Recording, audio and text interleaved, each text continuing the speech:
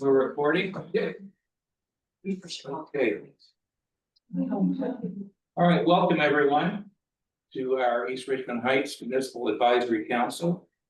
I'm going to, let's get started here with a roll call. Vice Chair Victoria Lynn Curtis. Here. Chairperson Jinwei. Yeah. Chairperson Joanne Patlinek. Here. I don't see Pam DeWitt here yet. Nope. And Chairperson Barras up here is here. I'm here. And you are in? I'm in New Jersey. Okay. All right.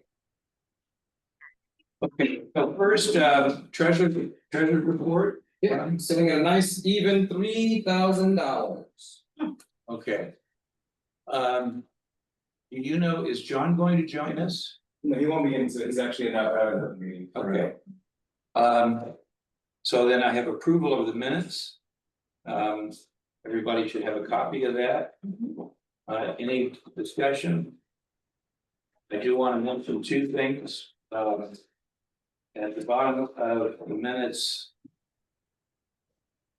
the time was 2:54:05. That should be changed from representative law enforcement to CHP officer Zayed. Because he did discuss that, and he is with us tonight too. And then on the next page down near the bottom, I guess this is AI who translated all this, Ronnie? Is that right? The transcription, yeah. Okay, so it mentions Passport Heights, and that should be Hasford Heights. Those are the things I spotted. Anybody else have anything? Okay, looking for a motion to approve. Motion to approve. And I second. Okay, any other discussion? Okay, all those in favor say aye. Hi. All right, any opposed? All right, thank you. I would like to, Ronnie, if you don't mind, if I could, since John won't be here, I'd like to put the supervisor presentation item next. I mean, after Michelle with the fire district, because she is on timeline. I see her here. Michelle? Hi, can Hi. everyone hear me? Yes. Great. With Contra Costa County Fire Protection District, I'm going to take her because she's got to leave for another meeting, but we do want to hear what kind of news you got for us. Oh, I have exciting news. Is everybody ready? Yeah. So, Ronnie, when you're ready for the presentation, did you want to pull that up or did you need me to share? No, I got it. Oh, he's on it. So first of all, the East Richmond Heights Shaded Fuel Bay project update. As attendees are aware, who have previously attended the East Richmond Heights Shaded Municipal Advisory Council meetings, the last two have provided updates on the status of our Shaded Fuel Bay project. Previously, as late as last month, we discussed the inability due to funding to extend the project boundaries into Hasford Heights. And tonight I'm providing you with an update. So next slide. So what is a shaded fuel break? A shaded fuel break gives firefighters access to control wildfires that it is useful in slowing the spread of fire before it enters the urban environment. So it can spread very quickly beyond our initial attack capabilities, and a shaded fuel break provides that break in fuels and allows us to tackle that fire more quickly and efficiently. In heavily wooded areas such as the East Richmond Heights and Hasford Heights area, shaded fuel break can be implemented in a way where it retains the canopy shade to slow future growth of many invasive grass and brush species and assist in our future maintenance efforts. Next slide, please. So the project mechanisms that we would be using is prescribed burning, mechanical treatment, manual treatment, prescribed herbivory, and the use of herbicides. I would like to attend to a topic that I've heard a lot about, and that's the use of herbicides. And the application will only be in very specific spot treatment areas. This is not a large spraying of the area. That's not our traditional mechanism for treatment. Pile burning would be done in accordance with the Bay Area air quality standards, along with best practices. Next slide, please. So the scope of work, we would be looking to reduce the amount of woody and vegetation material available conversion to greenhouse gases by an unplanned combustion process. What is an unplanned combustion process? That is otherwise known as a wildfire. So by significantly reducing the vegetation in the area, we can effectively reduce the risk in the wildland urban interface area, or WUI area, and how that affects your homes and critical infrastructure and points of interest such as the Gayoto Foundation. Our goal is to provide a safer community with improved evacuation routes and access points for our fire crews to establish anchor points.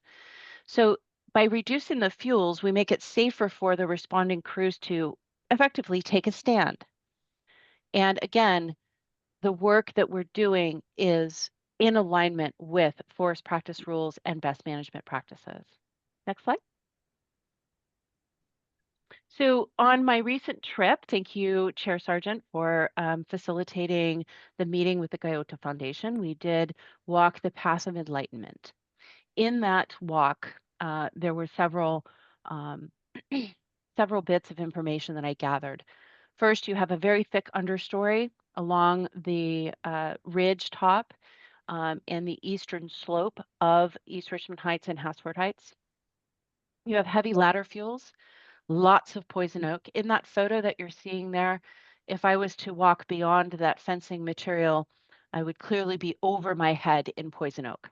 So in that area of clearing, we will focus on the mechanism of prescribed removal, manual in some cases, and then restriction for growth in the future. So we do have limited access, and we have many dead and down trees. Dead and down trees not only provide, we acknowledge, critical habitat, but they provide those long fuel beds, long-acting fuel beds, which encourages fire growth rather than fire reduction. Next slide. So when we applied to the original CAL FIRE prevention grant in 2023-2024, that grant cycle, 2024-2025 was skipped by CAL FIRE due to funding capacity. But in 2025 and 2026, the fire prevention grant gave us a reduced amount of $950,000. We used Prop 4 funding as an option. We met our August 6th grant deadline. We had letters of support received from our agency partners and 232 letters of commitment from residents. A great round of applause for every single person who was out walking the community and each resident who participated in that process. So our grant application on August 6th consisted of a reduction in the project area from 73 acres, which was proposed in 23-24, down to 57 acres. Next slide. So the CAL FIRE grant project map is on your screens now. You'll notice that anyone familiar with this project, there was a larger area north of that most northwest boundary of the red outline that you see there, and that was the Hassford Heights area. So we call that the head of the project, similar to a head of a fire. And we needed to cut that off because of the restriction in funding. Future phases were scheduled to include fuels reduction work both north and south of those existing boundaries that you see. Next slide. On to the 25 state fire capacity grant offered by the California Fire Safe Council using CCI funds.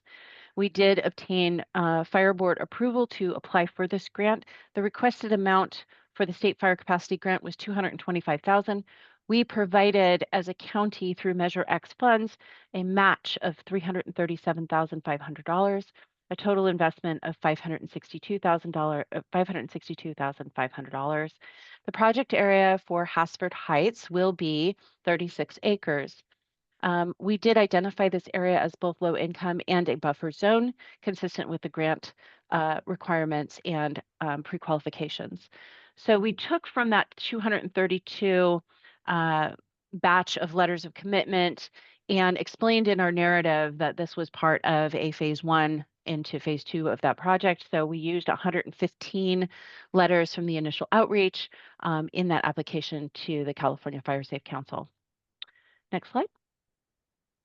So introducing to you the boundaries of the Hasford Heights shaded fuel break. So this is the second phase of the East Richmond Heights shaded fuel break. You'll see there that this extends, restoring the head of that project and then extending it.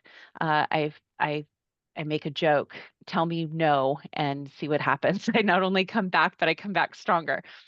So meeting the needs of the Hasford Heights residents was a priority. It continues to be a priority, and we will extend this as additional funding is identified. We seek to extend that shaded fuel break beyond the phase 1 and phase 2 boundaries highlighted in the maps. Next slide. And just to review, you'll see here a canopy is in place. This was from one of our previous projects. You'll see where the understory is thick with vegetation, along with the canopy being very dense. So anytime you have a dense canopy, a ground fire that continues up from the ground using ladder fuels that are ever present in an untreated area, reaches the canopy, and that's really where you get ember cast. Ember cast is very dangerous to the residents of East Richmond Heights and Hasford Heights, because as those blowing embers land near your structure, they can create spot fires ahead of the main fire, increasing the risk in the urban environment. Next slide. You'll see an example here of pile burning. We look to this form of treatment with compliance in mind. We really strive to have a light touch approach, reducing those ladder fuels, creating a space between the base of the fuels and the lower limbs of the canopy, increasing the ability for responding crews to control the fire in the horizontal fuels base of any project area or any wildfire area. Next slide. And here you'll see an example of a finished area. So you have a clear line of sight from the point of view of the camera extending out over the scenic area beyond. This is important, again, because those horizontal ladder fuels have been reduced, reducing the risk of that fire growing and reaching that canopy, producing blowing embers in a wind-driven fire into the urban environment and beyond. I mean, looking at wildfire, you know, I explained in a recent county coordinator publication that fire knows no boundary. We can create county jurisdictions, city boundaries, and others to say, oh, the fire is going to be contained here. No, the fire eats everything in its path. So protection of critical habitat is important at this stage, because if a wildfire was to break out, the habitat is destroyed long term. So we're really looking to complete the area of the project in a meaningful way, bringing more fire adaptability to the initial project area and the residents beyond. Next slide. Future engagement. As we have done in the past, we will continue to do in the future. So updates regularly to the East Richmond Heights Municipal Advisory Council, along with the El Sobrante MAC are scheduled, and I appear here and at other MAC meetings throughout the district in various capacities, reporting on various projects and things that matter to the community on a monthly basis. So regular updates will be continued through this format. Additionally, our PIO, once we approach project time, assuming that both grants are accepted, That's my hope, at least. We will push out updates on our various social media platforms, and we are encouraging residents to like and follow us. Fuels reduction contractors will engage with residents prior to and during the project. This is not a hands-off approach. This is a very collaborative approach with each and every resident affected directly or indirectly from this project. And we always welcome your feedback as we move through the various stages of completion. Confire will expand the community fuel mitigation efforts to other target areas. As I mentioned, we're looking to move north and south of the current project boundary lines, along with our continued work with Firewise USA neighborhoods, HOAs, and high-risk residents to ensure that defensible space is maintained for maximum benefit long-term from this project and others. Next slide. Local resource. So as we move through the project, I mentioned we're always welcome to your feedback. So the info at cccfpd.org email is always open to you 24 hours a day for feedback on this project. If you need to reach out specifically to me about any of the other topics that I've covered, that is my email and my cell phone. If I do not immediately answer, it just means that I'm probably doing a presentation just like this. And finally, for questions, I have provided both phases of the map. That last slide, Ronnie, if you could. I've provided both phases of the map to facilitate a robust and healthy question and answer session if you find that it is needed. Thank you. So Michelle, if I read that correctly, the two phases together, is that roughly $1.5 million that you guys will have for that? Yeah, so 950, 1.512 is where we are. 1,512,500 for Okay. both phases, if awarded. And again, these are applications that are into the various grant platforms, and we await to hear back. But yes, 1.5 is the estimated project submissions, and it's a total of 92 acres. Okay. Council members, any questions? Wonderful. I do have a question. So, when this project finish, those vegetation will grow back. They are funding for maintenance or, what's the plan for that? So if I'm understanding correctly, it's the maintenance plan that we have moving forward. Great. Yeah. Great question. So I point back to that defensible space engagement and education to the residents directly affected by this project. So the defensible space in those residents in the initial boundary of the project and beyond, that defensible space education, Firewise participation, working with HOAs, really understanding how the zone 0 defensible space and home hardening techniques will benefit the community in the long term. So the residents will be the one paying the boundary, right? Partially, you have to remember on the other side of this project, or that interior portion of the project, is also East Bay Regional Parks District, who has a extensive and very meaningful vegetation program with extensive funding. So that's where that partnership comes in, really looking long-term of how East Bay Regional Parks is tending to that vegetation and looking at their plan overall. Because I am not employed or contracted with the East Bay Regional Parks District, I encourage you to go to their website. They do have their vegetation management plan posted there, along with a wealth of information. So I encourage that education and outreach also. Okay, thank you. Okay. Thank you, Boardman. Councilmember Barra, did you want to, you have anything you wanted to mention from New Jersey?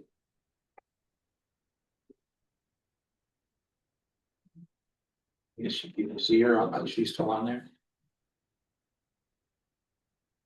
Yeah, she's still on. Oh, maybe she's on mute. She looks like she doesn't ever speak. Okay, well, yeah, I just, That I'm having trouble. I don't have any questions, just that it would be great to get whatever those URLs that Michelle mentioned for liking and following so that we can have those handy to Sure, provide. to people. I'll throw those in the chat now. okay. All right, for those of you here, any questions, go ahead. Yes, thank you. I wanted to share that I lived here a long time and used to own a home in the Oakland Hills that got burned down, and there was a lot of the eucalyptus trees is my #1 concern about fire danger in the area. And I wanted to know if you are doing anything to get rid of some of the eucalyptus trees and all the slash that comes down off of them. Sure. So a eucalyptus tree is dealt with in the same manner that any other species of tree is dealt with within But the project. I'm sorry, they're a very different tree. They shed material from their trunk and leave it on the ground, and it's super combustible. It's nothing like the other trees. It's nothing like a say a a cedar or a pine or something like that. The bark itself just sheds off, and it's so combustible. It just explodes. Sure, and thank you. I do acknowledge that And it's very different from other trees. So the different mitigation, I think, should be applied to them. So in clearing out the horizontal and vertical ladder fuels, decreasing the risk of a canopy fire is based in fire science. So what we do is we reduce the amount of flammable or vegetative combustible material at the base of a tree. And I think what you're advocating for is full removal.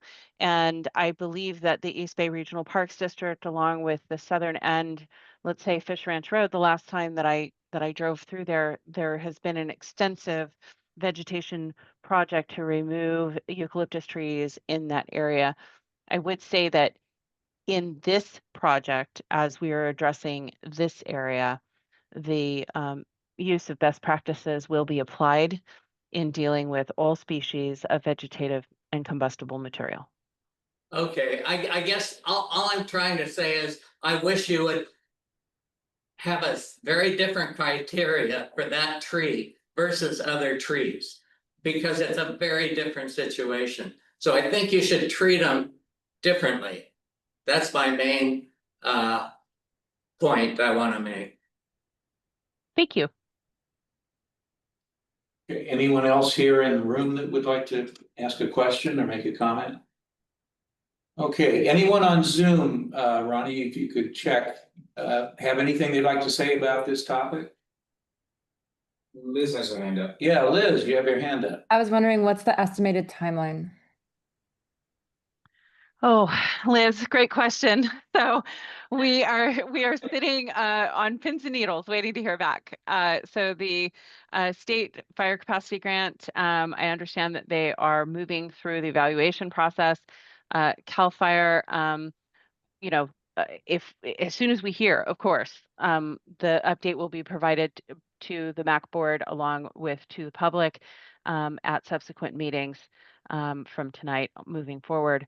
But yeah, we're waiting. I wish I had a more clear timeline, but we are not involved or in charge of the evaluation process and the length of time that takes.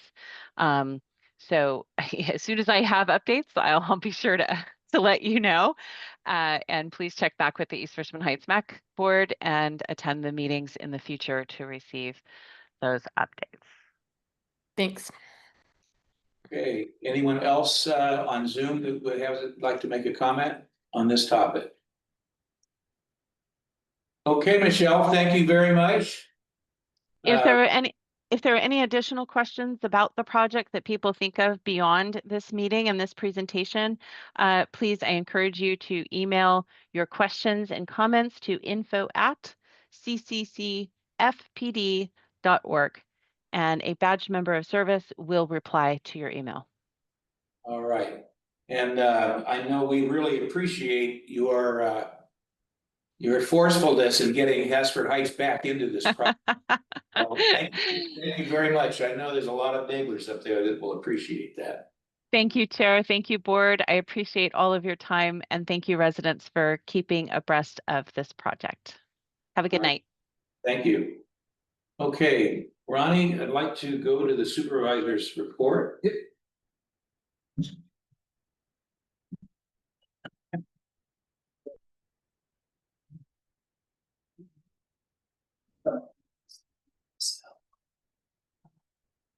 All right, can everybody hear me okay? Yes. Let me take that as yes.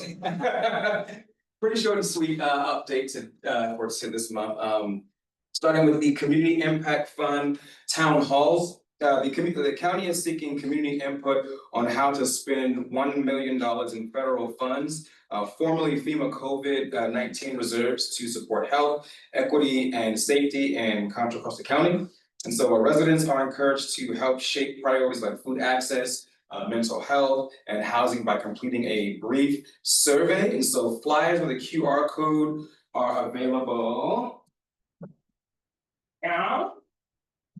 And also I'll be sharing this in our Friday newsletter. So if anyone here would like more information on that, you can go ahead and make yourself available to that. I believe our first town hall starting on the 23rd at Rise Youth Center. That's down the hill on McDonald Avenue.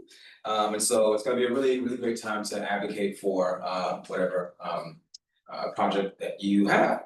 And so next is our 35th, coastal cleanup. Now, Supervisor Joya invites the community to participate in the 35th annual California Coastal Cleanup at Shamata Park at the Richmond Marina. So this event will be held on this Saturday, September 20th, from 8:30 a.m. I believe registration starts at 8:30 and goes until 12 p.m. There will be food, if that's also an incentive for you to come out. So it's a really great opportunity to join the community and do some good. So it's also Supervisor Joya's 35th anniversary, which I think as long as almost as long as I've been alive. But I think he's only missed one, and so it's a really great opportunity to get out and meet some neighbors and do some good in the community. And finally, District 1, we still have a number of vacancies for our boards and commissions. So it's a really great opportunity for continued partnership within the county. And so a few vacancies are the North Richmond MAC and the Economic Opportunity Council, and most recently the East Richmond Heights MAC Alternative C2. And so Royer, for those that don't know, had to step down, and so his seat is available if you'd like to apply. So if you would like more information on that specific seat or any other commission, you can reach out to me directly, and we can get you pointed in the right direction. So that concludes my agenda. Okay, does anyone here have any questions about Supervisor Joya's office? Yes. It was my understanding that John Joy would be here to discuss immigration. And so is there another time that he can do that, or can we schedule it as an agenda item at some point? Or what is the deal? I mean, am I missing? Well, I believe you were at the Elsa Bronte MAC, to where he kind of expounded on some of the topics that you raised there as well. He unfortunately has another meeting today, but I can definitely see if he can shine some additional light. I did follow up with them after last week's Elsa Bronte MAC, if there were any additional updates after I believe it was the August 12th meeting, but there are no additional updates since that meeting. Well, I think that there's a lot of issues to discuss besides its updates. Okay. And one of them is the issue, or the story about Harjit Kaur, who is the 73-year-old woman. Is everyone aware about that story? So, and she was a neighbor. I mean, she was from the Sikh Center. So it's not like she isn't part of this. And So I have questions for John about that. I mean, is there something that county can do for her? You know, can you pressure ice for her release or assurance of her health? I mean, what is it that you can do for her? And is there anything that can be done to make it more difficult for ICE to pick off immigrants? Coming from the Concord courthouse. I So, mean, I have a number of questions, so. You know, and I thought he was gonna be here tonight to answer those questions. So will he be here at some other point to talk about it, or? Can't necessarily guarantee when he's going to, he also is dealing with some familial health issues as well. And so whenever he's available, he's definitely going to be here to answer any questions. Like last week, I believe he answered a number of questions. But that was at the El Sobrante, you know, and he gave his update, but it's not really about. And also. Well, it's a countywide issue. I want to point that out. It's not just specific to the different cities within the district. It's a countywide issue that not just Supervisor Joya, but all the board of supervisors are working on. Again, I can follow up to see if there are any additional updates, but Is the county, are they addressing this at the board meeting or something? They are. It's a little bit of a sticky situation because the sheriff is an elected official. And so they are looking into, you know, where they can strengthen certain ordinances on, you know, within certain departments like county health, the different various plans. There's no upcoming committee or plan meetings where the public could. To my knowledge, no, I've Lieutenant Commissioner may know a little bit more. No, but I mean, once they are aware, we're definitely going to be notified to the public, but unfortunately, I don't have anything on it. I don't think it's a matter of updates. I mean, I think it's a matter of addressing the issue. And is this not the appropriate place to do that, or what? You know? Well, again, this council, they provide recommendations to Supervisor Joya. And so, I mean, I know for the El Sobrante, Matt, they have curated a letter just voicing all the concerns from that community specifically. And so that's something, if you're open to that, we can do here as well. But as far as I mean, do you answer the letter, or, I mean, what happens when you send the letter? So it's recommendations from the community to Supervisor Joya, and then from there, he takes those into consideration. Without answering the questions that. So Specific questions about this issue. So I believe It's about updates. I understand. I want to help you. I can't do that if we're talking at the same time. Again, all of your questions you can definitely send to me or to Supervisor Joya himself. And he's going to take those into consideration with his updates that he presents to the board of supervisors. I wanted to answer the questions. I don't want. Correct. So if you like, I can give you my card. Actually, you have my information. So you can send all of your questions to me directly, and I can get those over to Supervisor Joya to get an answer. And yeah, I'd like to get the answers to those questions, not an update. Now, I mean, the updates are nice, but unless they say something really wonderful, you know. Well, I mean, it may not be the answer that you want specifically, Marilyn, but it's definitely going to be in line with, you know, what the board of supervisors have the authority to do. And so, again, we definitely value your input. So if you want to send that over, we can definitely get those after for you. Okay. Yeah. And can we get it on the agenda, like, for him? When will he be able to come to the meeting if we get it on the agenda? I hear what you're saying, Marilyn. I also don't want to take up a bunch of time. I know we have other presentations. All of your questions you can. No, I'm not pushing you off to the side. I'm just wanting to, we still have an order to the meeting. And so, again, you have my information, you can send your questions, and we can definitely get those answered. In regards to, I guarantee on when specifically Supervisor Joya will be here, he can only be here when he can be here. Yeah. Okay. Yeah. Well, then you can present the answers to those questions at the next MAC meeting. I can, if you'd like for me to get those answers, sent over to Supervisor Joya, It sounds to me like, Marilyn, if you would send all of your questions to the supervisor's office at the next supervisor presentation Yeah. in October, Mhm. you know, maybe by then you could just read them off. If there are any updates or answers to that, Yeah. yes. So, I don't wanna give you guarantee, like, I know. you asked me about a specific update and there is none. that would fit well into, you know, which is always presentation one. Yeah, right. By Supervisor Joy. So invite him on the 15th of October. yeah, definitely. Okay. All right, is that okay? I Marilyn? don't have to work. Okay, all right. And any other questions, anyone in the room for Supervisor Joya's office? Okay, anyone on Zoom have any questions or comments for Supervisor Joya? Okay, thank you, Ryan. All right, we'll go to our presentation by the Sheriff's Office.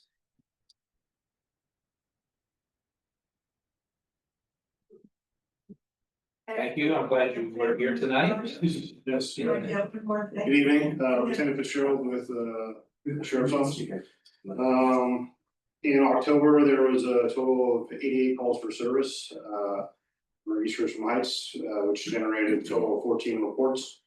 One of which was a stolen vehicle, there's a runaway juvenile, 5 auto burglaries, and 2 vandalisms. Is that higher than normal? For the burglaries, Yeah, East Yeah. Richmond Heights, yeah. they're spread out, but kind of in a little bit of a clump for the month. But they were dispersed throughout the community, so. That's about it. Okay, council members, any questions for the sheriff? Sheriff's Office? Okay, anyone here in the room? I just wonder if you have anything further you can say about those, whether people who were apprehended, whether there are leads, and what you recommend for people, what you might have learned about those burglaries to give us tips. As far as tips, keep your valuables out of plain sight within the vehicle, at the end of the, when you're going home for the evening. Obviously, take them inside with you, keep your vehicle blocked. Were those unlocked, any of the vehicle issues or? With the 5 of them, I'd have to dig into and read reports to be more specific with the volume of calls and reports that get generated throughout West Coast County. So I don't have that information for you specifically, but I can give you my card, if you want some more detailed information, I can definitely do that for you. Okay, anyone else? Yeah, Yes. just curious if you can talk about the sheriff's office's cooperation with ICE and how that's impacting our community here. So the sheriff's office stance with immigration is first off, they haven't reached out to us to say, hey, will you help us out with any like joint operations? If they do, the sheriff's office stance is no, not going to. Now, if they call for assistance because they have a large crowd gathered and they're in some sort of physical altercation, we'll respond to help with that for officer safety, but that's the extent of it. Okay, so just blanket and not cooperating with the question is no. Is there any? I mean, I keep thinking that, given the situation with ICE, that somehow what we need is protection from ICE. And, I imagine like somehow getting in a situation and with ICE. And I would like to be, I see them as vigilantes. And I would like to see that local law enforcement protect us from ICE. And I know this is a much more elaborate kind of a discussion that doesn't really involve you, but that is the kind of thing that goes on in my head. And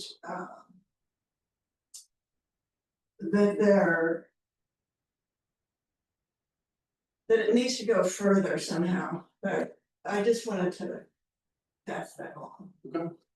Heard you the last couple of meetings. I said I've heard you the last couple of meetings. Okay, we got the immigration person here. Yeah, well, I I guess we're tabled for tonight.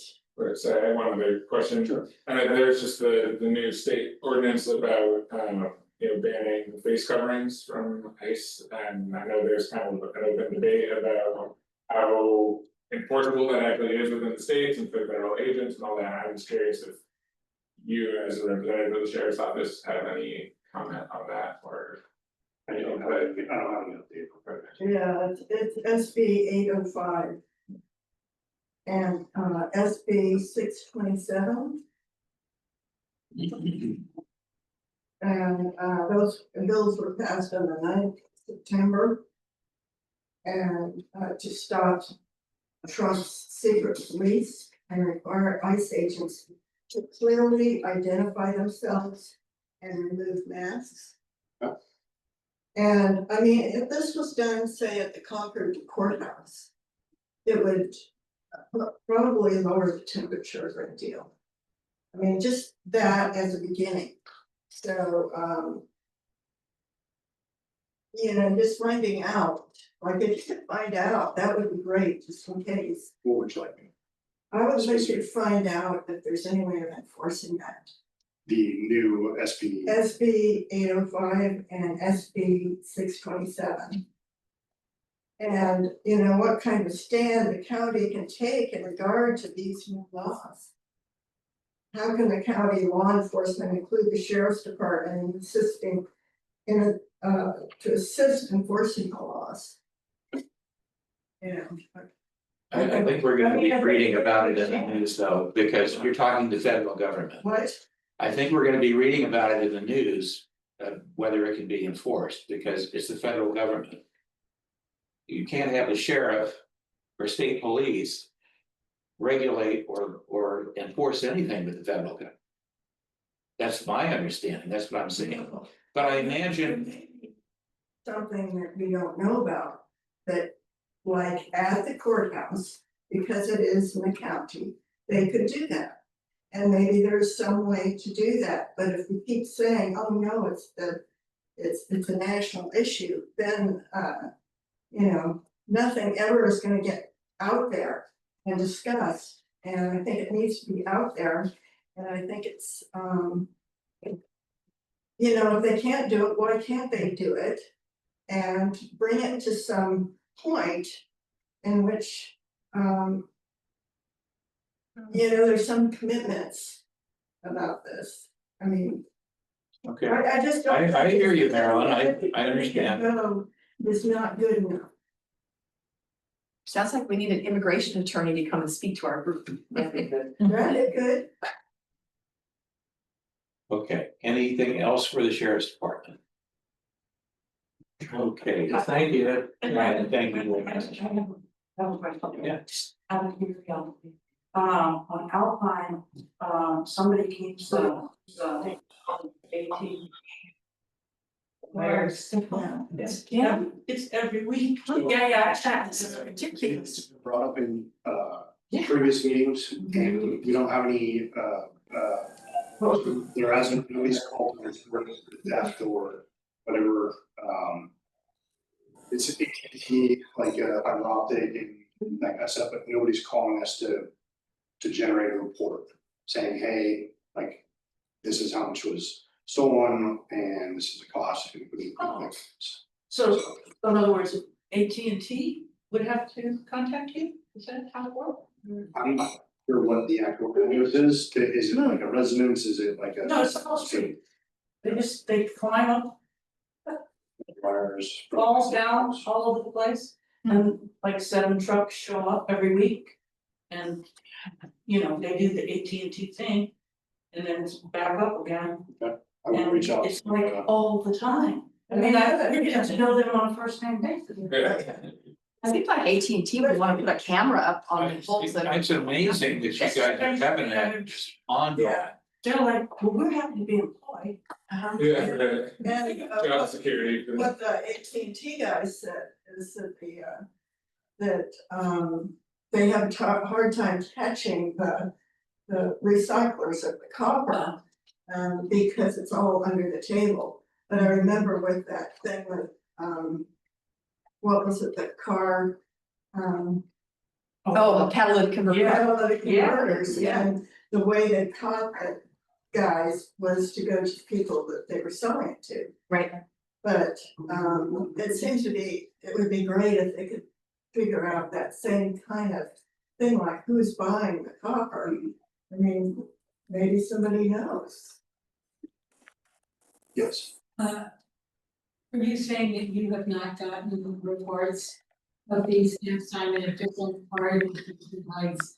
More likely to come down like that for 2 months because they're having such trouble doing the repairs, and it's not just Alpine. It's at several locations. Do they not report that that's true? Correct. I've heard about it through the MAC meetings, but we haven't had any active calls or dispatch systems.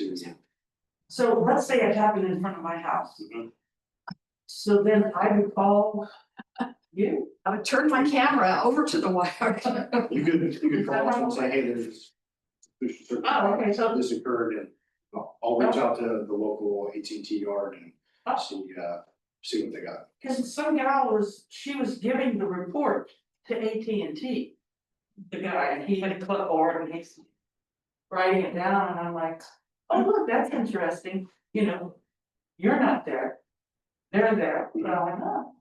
Okay, how do we connect everybody in this Just like, copper wire? just like. You know, are these poles where they're cutting the wires, are they next to a house or across Oh, from a yeah, house? yeah. So, I mean, a lot of people have Oh, the Ring cameras. I have a camera on my house and I've used it. Yeah. Was a bad guy doing things. I could see everything he did on the camera. So maybe yeah. if they point the cameras towards those poles and then somebody drives up, at least they have their they have their license plate. Yeah. Well, AT&T actually knows the different wires that they might go for. Uh-huh. Because, they're trying to replace everything with fiber optics, but the ones that are not replaced, that go to landlines and things like that, have copper in them. Right. So those are the ones that they're, so they say, oh, that one's gonna go next. Yeah. The one next to your house is gonna go next. Okay. It's not gonna get better either with the economy the way it's been. People are really tight. People might be doing that just to feed themselves. Oh, yeah, Yeah. Okay, all right, thank you. Is that on Zoom? Oh, yeah, Liz. Oh, I just wanted to note on the copper theft, there's a $20,000 reward for if you are able to get footage that leads to somebody's arrest. So that's a lot of money. That's inexpensive. It's worth camping out for. Those cameras out. Yeah. Yeah, I mean, it's every week. It's not. all right. Anybody else with the sheriff's department? Okay, Talk to AT&T about this. Well, Okay. Oh, you're gonna do that, you're gonna. give them a call. I don't know. I can go with you. but if it happens like at your house, Mhm. I think the suggestion is you should probably call the sheriff. Yeah, At least report if you have cameras, like Yeah. I'm saying. in your area there in Hasford, so that your area is Yeah. responded to by the sheriff. You're not in the Richmond side. Yeah, no. Okay. It's under Herb County, Herb County. Okay. All right. Okay, thanks again. We appreciate it. Thank you. Okay, Officer Rivera, are you by any chance with Richmond? Yes, sir. I am with you guys. Okay, well. Thank you. Officer Rivera's he's with CHP, so he's with me. Oh, okay. All right, well, let's do this. I'm gonna turn it over to you guys and we'll talk about CHP up here. Hey guys, it's Officer Zaid. So I know our biggest concerns have been Arlington, and trying to get some enforcement there. We did talk last meeting about finally getting that radar deployed. So like we spoke last time, when we do have it, we plan to move through unincorporated the different areas that we cover through unincorporated, and then distribute it that way. As far as enforcement goes, I know we've talked about it in the past where we're struggling with bodies and having enough people, staffing, I should say. And we're working towards that. We do have a few people transferring out, which definitely makes it a little bit more difficult. But on the flip side, we were able to we're potentially going to be able to get a motor officer, which would be very, very helpful if they decide to place him in that area where he's able to move through traffic, especially during those commute hours, and be able to catch those speeders that are, essentially using Arlington and speeding through the residential areas. So as that gets closer and we finalize that transfer, I'll be able to have some more information for you then. On another note, I will be transferring. So I'm going to be taking a position at Vallejo, which covers all of Golden Gate. I'll still be overseeing this area as well, along with 11 other offices. But Officer Rivera will probably be the one to attend these meetings. So I wanted to formally introduce him to you guys, and for him to get a sense of how these meetings go. So. Okay, well, we appreciate that, and I know he'll learn, but we are two different areas, Hassford Heights and East Richmond Heights. We're all combined under the same MAC here, and they've got a lot of issues over there with their roads too. So, okay, well, welcome, Officer Rivera. Appreciate it, and we'll get his name on the agenda for next time. Sounds good. Yeah, if he does a great job, I hand selected him. If he does not do a good job, I didn't pick him, guys. No, it's great to meet you guys. I look forward to doing good work, and hopefully we can in the future address some of these issues so that we can ease along residential area peace. Okay. Members, any questions for? Well, we can invite him to the October 15th meeting. Well, so we can meet him. If you're able to, maybe you could come and attend our meeting here. It's third Wednesday in October. I would not be opposed to it. Naturally, I would have to schedule that with my captain and go from there. But I would definitely love to get out there and meet you guys.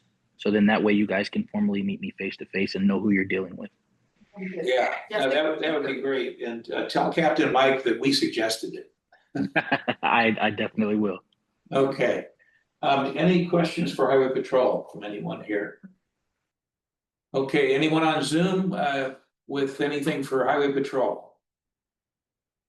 Okay, thank you guys for being here tonight. We got you sooner and you didn't have to endure so Thank you, guys. Thank you, guys. All right, thank you. Okay, we're going to go to partnering with West Contra Costa Unified School District. We have Lynn Mackey, Superintendent, and welcome. Thank you very much. Thank you, Sandra. Yeah. Thank you, everybody. Thank you for being interested in education in Contra Costa County. So just to be clear, I am Lynn Mackey, I'm the County Superintendent of Contra Costa County, not your West Contra Superintendent. Oh, okay. So I'm going to be talking a little bit about what we do as the County Office of Education and how we partner and support West Contra and answer any questions that you might have. I'm going to kind of go big and then, go out and go small into what we do. Mm-hmm. Do you have a clicker or should I just keep saying next slide? Yeah, I got my handy dandy. There you go. Next slide, just a little bit about us countywide. So we serve about almost 170,000 students. 13,000 are in charter schools, and here in California, they're all charter schools or public schools, just like our other public schools. So we support them also. We have about 14,000 in private schools. Almost 46% of our students in Contra Costa qualify for what used to be free and reduced lunch. Now everybody gets a free lunch in Contra Costa County. So, but that means they're in the poverty level. So, right. So we have 45% of our students living in the poverty level. With about 16% English learners. That was higher. We're just digging into that to see. Most schools have really made an effort on doing a really great English learner education to re-qualify them so they don't qualify for that. Or last year, a lot of English learners didn't come to school. So looking into that. That is new data point. Sorry to go backwards a little bit. What do they consider poverty level? It's the federal poverty level, so. Okay. We have about 14% of our students are on IEPs in the county, so they are students with disabilities. We have almost 3,000 students that are homeless in our county and 776 students that we support in Contrast County. Next slide, please. So we have 18 school districts, 287 schools. The largest is Mount Aglo. The next largest is West Contra Costa. And we have over 7,000 teachers. Next slide. Just a high level, just wanted to show you our smallest school is Little Canyon, which has 68 students. And they're their own school district. They have their own school board. And then our largest, like I said, is Mount Aglo. And then we have everything in between. We have 3 what are big independent districts, San Ramon, West County, and Mount Aglo. And the others, we do a lot of support for those school districts. We do the weather payroll, we do a lot of their backbone organizational work. Next slide. I'm just going to talk really briefly about our Board of Education for Contra Costa County. We have 5. They at one time kind of fell into the same jurisdiction as our community colleges when we did our redistricting this last census. They shifted a little bit. Your board member that serves you is Daniel Nathan Heiss. So he was just recently elected, just in this last election. So he's new, but he serves you on the Board of Education. Next slide. There they are. There are your county board members. Next slide. And we have 2 student board members. I just started doing this a couple of years ago, and we have wonderful student board members that kind of give student voice to our board. Next slide. So the duties that you can just go click, so we don't have to, there we go. The duties of the county board is different from a school district board. So we often will get calls about school district, and our board, and as well as the superintendent, very different roles, very different responsibilities. They adopt our county office budget. They adopt the courses study for our juvenile court schools. So we serve all the students from juvenile court, and in our community school, which is the school for expelled youth and students who have been kicked out for, expulsion and SAR. And they approve the salary of the superintendent, and they oversee some of the charter schools. So 8 of the 23 charter schools are authorized by the county board. The majority of the charter schools in West Contra are authorized by the West County Board.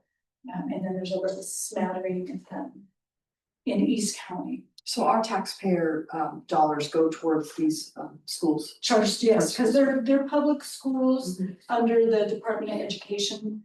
And they now, once upon a time, they didn't have to follow all the same rules. Now they just follow all the same rules. And next slide. So the board also holds public hearings for the local control and accountability plan. That is how the funds are spent for our most vulnerable students. That is how they determine how they're going to spend some funds for foster youth, English language learners, students who are in poverty, and every district has a local control and accountability plan where they have to determine how they're going to spend some of these really designated funds on that. They also serve as the appellate body for expulsions and district transfers in charter schools, as well as some other duties. They also act as the county committee for all of Contra Costa. So when West Contra's board redistricted a few years ago, they served as the county committee to approve that.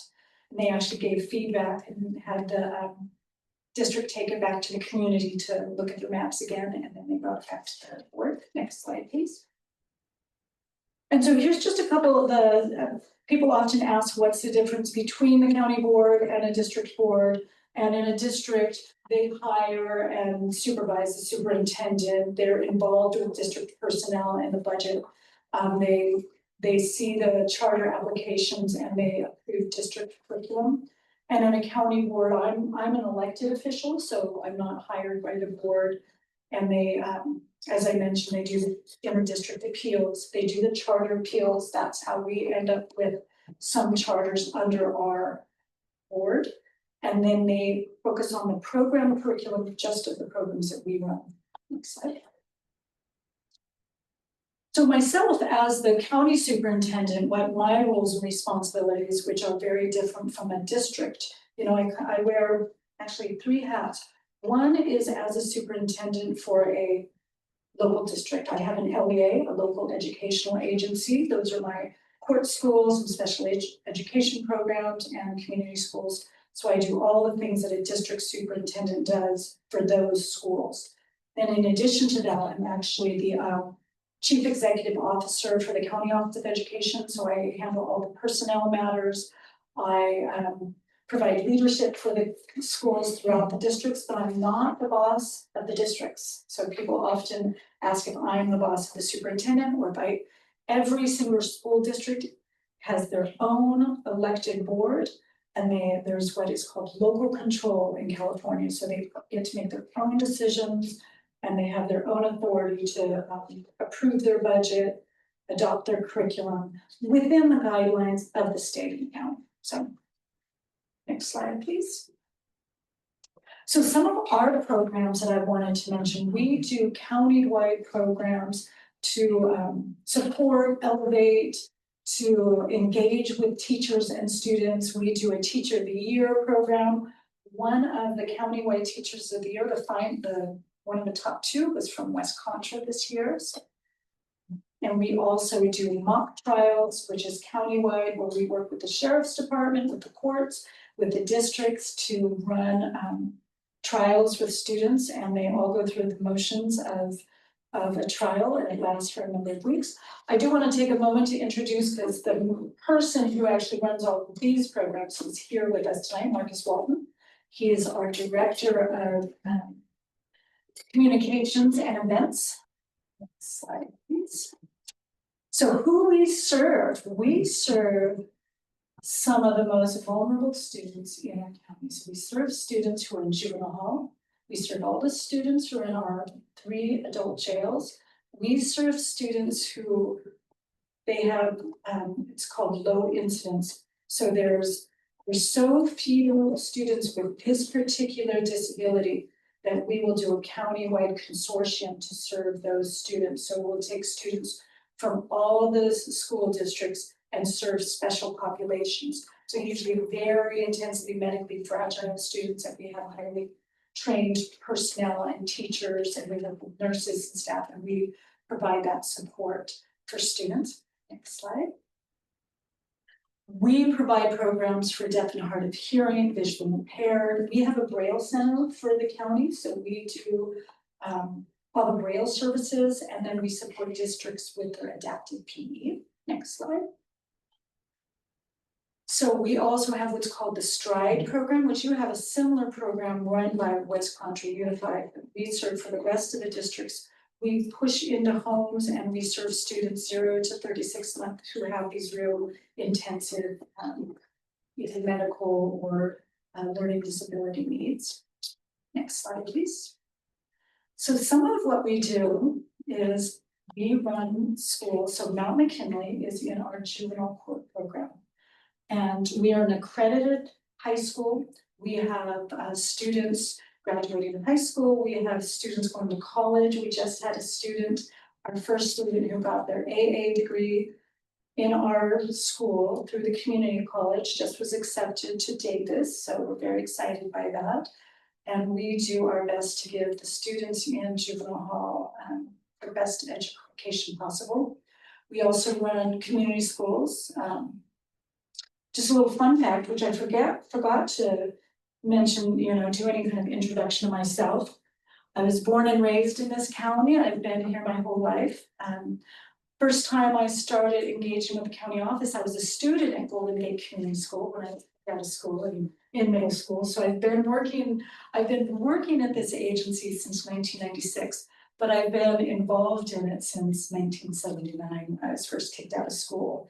And, you know, I've been a kid in court school, I've been a kid in the community school. My first teaching job was teaching in the county jails, teaching GED and literacy for students who were like me, right? So I was like trying to give back. And then I just, one job at a time, just kept working up the ranks, became a principal in the Mount McKinley School and just kept working. So I've been at the agency now for about 29 years. Next slide. We have a wonderful youth services department that works with all the school districts throughout the county, and we support the districts so that they can support their homeless students, but we also do some direct support. We go into the receiving centers, we go into some of the homeless centers, and we provide tutoring. And we also run the foster youth coordinating council with all the districts to make sure that we are trying to give our foster youth as best education and support as we can, because it is just critical. How do you find the homeless students? Do they come to you or do you go to the homeless shelters? So they all go to school. So our homeless students, and we have a whole system of, if you're homeless, let's say you're homeless and you're kind of moving around, you kind of can choose the school you want to be in, right? Based on where you're located. And then our organization will work on making sure transportation happens, after school support happens, even to the level of some personal hygiene items. And we'll work with the school districts. Every school district has a homeless liaison, and then our county works with those homeless liaisons. So we go out, we participate in the census every year, you know, we go out and we work with them in the receiving centers, in the homeless centers, but also trying to make sure they're getting all their services in school. Next slide. We run the ROP, which is Career Technical Education. We run that countywide. We served over 8,000 students last year. Next slide. Go back one slide, because what I wanted to mention with this, there's another slide where it says how many we served in West Contra. But what we do now, which is different from when I was young and we had career technical, or we had voc ed, you used to have to make a decision. You're going to be on the vocational education path or you're going to be on the college path. So what we've done is made sure all of our career technical education courses are A to G qualified, so you can still be on the college track while you're taking all. So if you're interested in more hands-on trades kind of education, you can do that, and it doesn't opt you out of being on the A to G track. So you can still be making your way to college if that's going to be your choice while you're getting, you know, trained in vocation. So you're saying they make those trades classes qualify for college credits? Okay. Yeah, not for college credits. So you have to, in order to, yeah, okay, exactly. So we also have countywide the 2P program, and we now have another term for it, because now 2P stands for tobacco, youth education. And now we do tobacco and cannabis. We have grants for supporting. So now it's like substance use. And we go into the schools, we train peer educators. We have a countywide group of students that meets in our office that are so passionate about this work. And they go into the schools and they just talk about everything from mental health to vaping addiction to how we can support our students in our schools around these issues. Next slide. So some of the things we do specifically serving West Contra is we provide an administrative leadership network. And so we do some work with their leadership. We provide what CSI is support and improvement, continuous support and improvement. It's when a school has had some challenges, they get kind of determined by the state that they've had some challenges in some areas. And so we go in and work with schools that have not met the benchmarks for the state. And then we also support all the schools, and particularly West County, in monthly meetings around discussion topics around social emotional learning, attendance, expulsions, behaviors, We work very closely with West County, and we have a big team that comes over to our office to talk about these, and we bring in our probation partners, our district attorney, our public defender. If you want a good ICE presentation, the public defender, they just came and did one for all the superintendents recently. Oh, So and I was I gonna digress. bring that up, but I Next slide. stopped you from doing your. No, I'll be done, and then you can ask me what we're doing about that. Okay. So we also in our court school, so we serve in everything we do, we serve West Contra, we serve 64 students from West Contra came through our Mount McKinley School. And what our goal is to, our goal is to make our programs obsolete. We don't want children in detention in school, right? We want to get smaller and smaller. When I was the principal, there was 220 students on any given day, and now there's about 50 on any given day. So we keep getting smaller and smaller, and I think that's because the work of the district gets better and better. These similar to what we used to call rompers when I was growing up? No, Rompers is a continuation Okay, school, continuation. and now, and so we run the school that when you get kicked out of your continuation school, we run that. Oh, Got it. is Gompers the only continuation school? No, other districts have continuation, all high school districts have one, and Gompers is now the Sylvester Greenwood Academy. Oh, okay. Oh, I knew Sylvester. Yeah, and we used to have a couple of classrooms on the campus of Gompers, so if kids got into, troubles at Gompers, then they would come to our school. And where are these two schools located in Italy and the Golden Gate? Mount McKinley is in Juvenile Hall in Martinez, In and then Juvenile Hall. Golden Gate, we have 3 campuses. We have one in the RPAL in Richmond, so if you're familiar with RPAL, Okay. one in Brentwood, where we own some property, and one in Pittsburgh, where we own some property. This all sounds extremely expensive. So how do It is how do expensive we because pay as you can see, it's, we don't have economy of scale. So Oh, of course. it's all I mean, state, this is all through ADA. okay. So it is all generated through ADA and the local control accountability funds that come down from the state. Okay. So in the same way, like West Contra gets a certain amount of money, so do we. So we have a lot of state money coming in to take care of all this. Yes, Oh, exactly. And then there was a special grant that came down last year, the year before, because of the acknowledgement that students in juvenile hall, one, we weren't funded at all to do college courses, and there'd be kids of college age. And so we were just funding it through our general, our general funds. And so some money came down from the state so that we could do that work. We have 12 CTE classes in West Contra. Now, West Contra has a lot more CTE classes, but these are ones we fund in West Contra. So they, a number of years ago, they kind of went off on their own, which is a good idea. So they got directly funded from the state. And then we still push in and fund 12 of the classes. Next slide. This is your teacher of the year. We just wanted a slide so you can see the wonderful Caitlin from the Vista Virtual Academy. Any questions? Yeah, tell me. Give me the stuff. All right, I have a list of questions. First of all, I know you guys do budget oversee over the other board.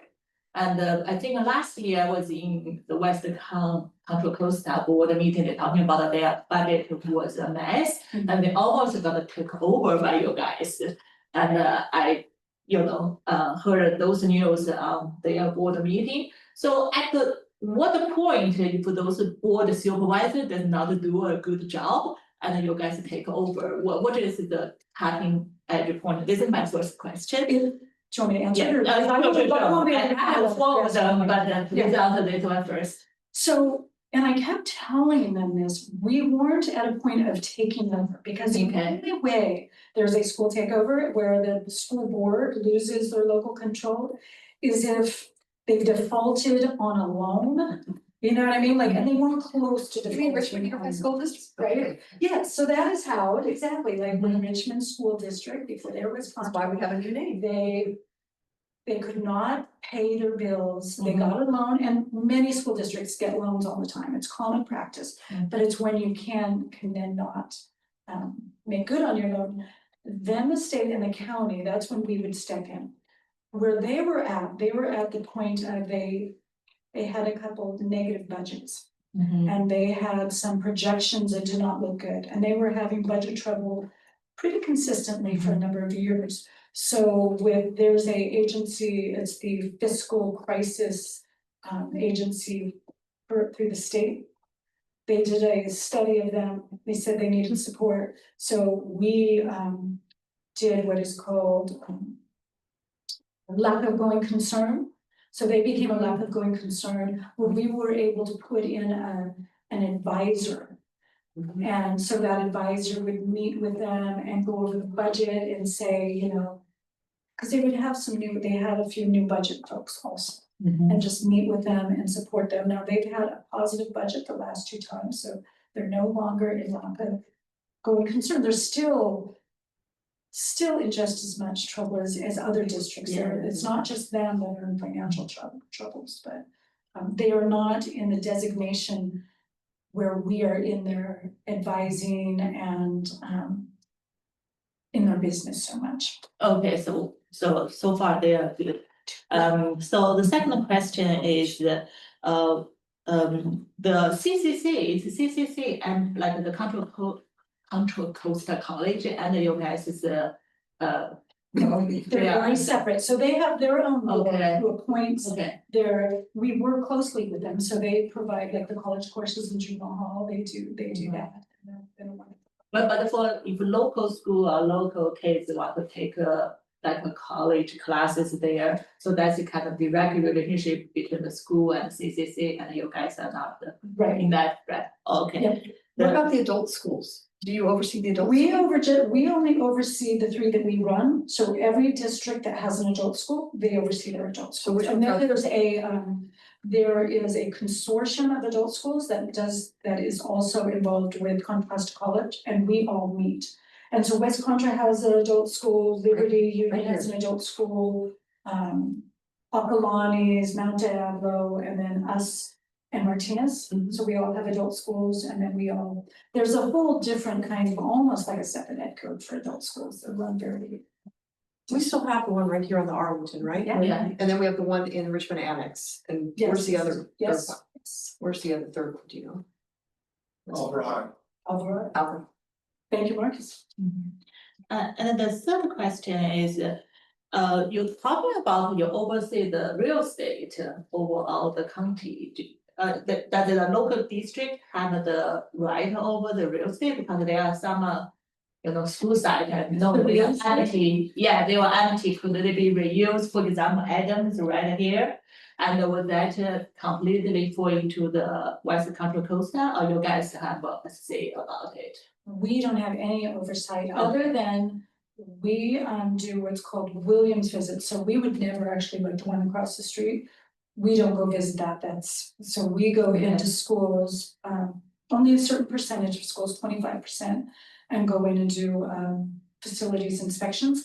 But the school board, like the West County School Board, has the oversight of all their facilities. Okay. Our school board has oversight of our facilities. And the third question is, what about special needs student? For example, like the Vista teacher was the teacher of the year, but I know that's a special needs school. So with that, you guys oversee, or it's totally belong to West County? So West County, the 3 big school districts, Mount Diablo, West County, and San Juan, all have their own SELPA, which is the special ed administrative body. And then the other 15 school districts have a separate SELPA. And then we run school programs. Now, students from West Contra come to our school programs. If it's not if they can't find something that's a good fit for them in West County, so they're free to come to, it's not free, but it's, they can come to one of our school programs. But your SELPA, your West County SELPA oversees all your special education programs in West Contra. Okay, the last question, I promise this is the last one. Is the student council, I saw you have 2 student council, were they elected, were they applied, and what's the process? So we will put out application and students apply. We had 4 how many, it was like 45 students or 53 students this last year. This is our second year. Okay. This is like, this Third year? third year. Third year. Mhm. And they go through an application process, and what we hope for, they get kind of, it's a weighted scoring, because what we'd really like is somebody who has direct experience with one of our schools. We'd really love somebody who's attended or attends one of our schools, juvenile court, one of our special ed. Okay. But that is not always the case, so then they get a certain weighted score if they're like a family member of somebody, you know, Yeah. who's gone through it, and then kind of goes from there, or if they participate in one of our programs. So we really do try to get students who have participated in the county office program. Okay. I think the last 2 years we had students from West Contra Costa And what on our board. what's their job on the board? It's to bring student voice, it's to advocate. It is to experience like civic engagement, it's to give them that experience of being on a board. And it's been a wonderful experience. Yeah, that's They're super smart. I mean, they're just amazing. They're usually the smartest people in the room during any given board meeting. I have one last question about special needs kids. My daughter has a master's and works in Marin with special needs kids. So most of her kids are wheelchair bound and not verbal. But is our area required to accommodate all special needs kids at every school? Well, not necessarily every school. There has to be an offering of a school, because you can't have really specialized school programs in every single school. It's just there's the economy. And what if it's not close to their home? How would they have transportation? Transportation has to be provided Okay. if they are not. Okay, yes, thank you. Yes. Okay, anyone else, Laura? Yeah, You have I have a couple of questions. I'm so sorry that I'm not there in person to talk with you. I've been in education for 30 years. So I definitely would love to talk with you when I'm back in the state. But my question had to do with the arts and what's being done, and how is that integrated in the curriculum? That's a great question. So our county office just worked with all the school districts to complete a arts strategic plan for our county office to how can we support the districts. So we got input from all the districts and a number of our arts community-based organizations to talk about, because a couple of years ago, there was a proposition passed, Prop 28, where schools get more funding specifically for the arts. Now, in honesty, to be honest, a lot of the money just backfilled what they were already doing, right? Because they didn't get, so it's not like they got a whole bunch of extra money. It was money that they could pay for what they were doing. West Contra Costa has a very robust arts program. They actually, one of our most active arts liaison is from West Contra Costa, and they do really great work. They're very active. They are very active in the strategic plan. So, we helped with the rollout of the arts framework. And then we have an arts subcommittee where all the districts come and convene and meet. And then we have community artists also participate. And then so our strategic plan just got approved, I don't know, it was like a few months ago. So that we have a 5-year strategic plan that we hope to roll out to support our districts to make sure it's as robust as possible. Thank you. That's super. I went to the Richmond Open Studios last week and I was blown away. It's my first time going, and we have such a rich cultural expression here. So it's really exciting, and it's great to hear the schools are supporting the students. I'm curious, since California doesn't have a mandatory SAT or ACT requirement for their colleges, but not everyone goes through the system. Do you know what % of students in the county are going out of state for college and need that support versus the students that are in state that are not necessarily taking those tests? I don't have it off the top of my head. I'm sure it's some data that is reported to the state that I could get and get back to whoever I get back from. Yes. Yes. Great. Thank you so much. Thank you. Is the Richmond Arts Center part of your program? They are not part of my program, but I believe they participate in our strategic plan. makes sense for us. I heard that it's been more difficult for students to go out and experience things like the Richmond Arts Center and Lesher, the Bedford Gallery, because it's becoming more and more restrictive. Parents can't drive, and is there funding for buses, or how, what is there to facilitate those kinds of experiences for students? Are the bane of schools, they're just cost prohibitive, it's so. So that Prop 28 money won't cover transportation? It can, to a certain degree, it actually, it's mandated, it has to cover, it has to go first to like personnel. There was a lot of input into how that money can be spent. So there's a little amount that can be used to getting them there, and that is part of the strategic plan. It was brought up by all of the districts. How do we get them engaged, or how do we get people to come into the schools, because that's getting harder and harder. So we're going to do a whole vetting system of artists in residence that we would get qualified so that they can go get into the schools.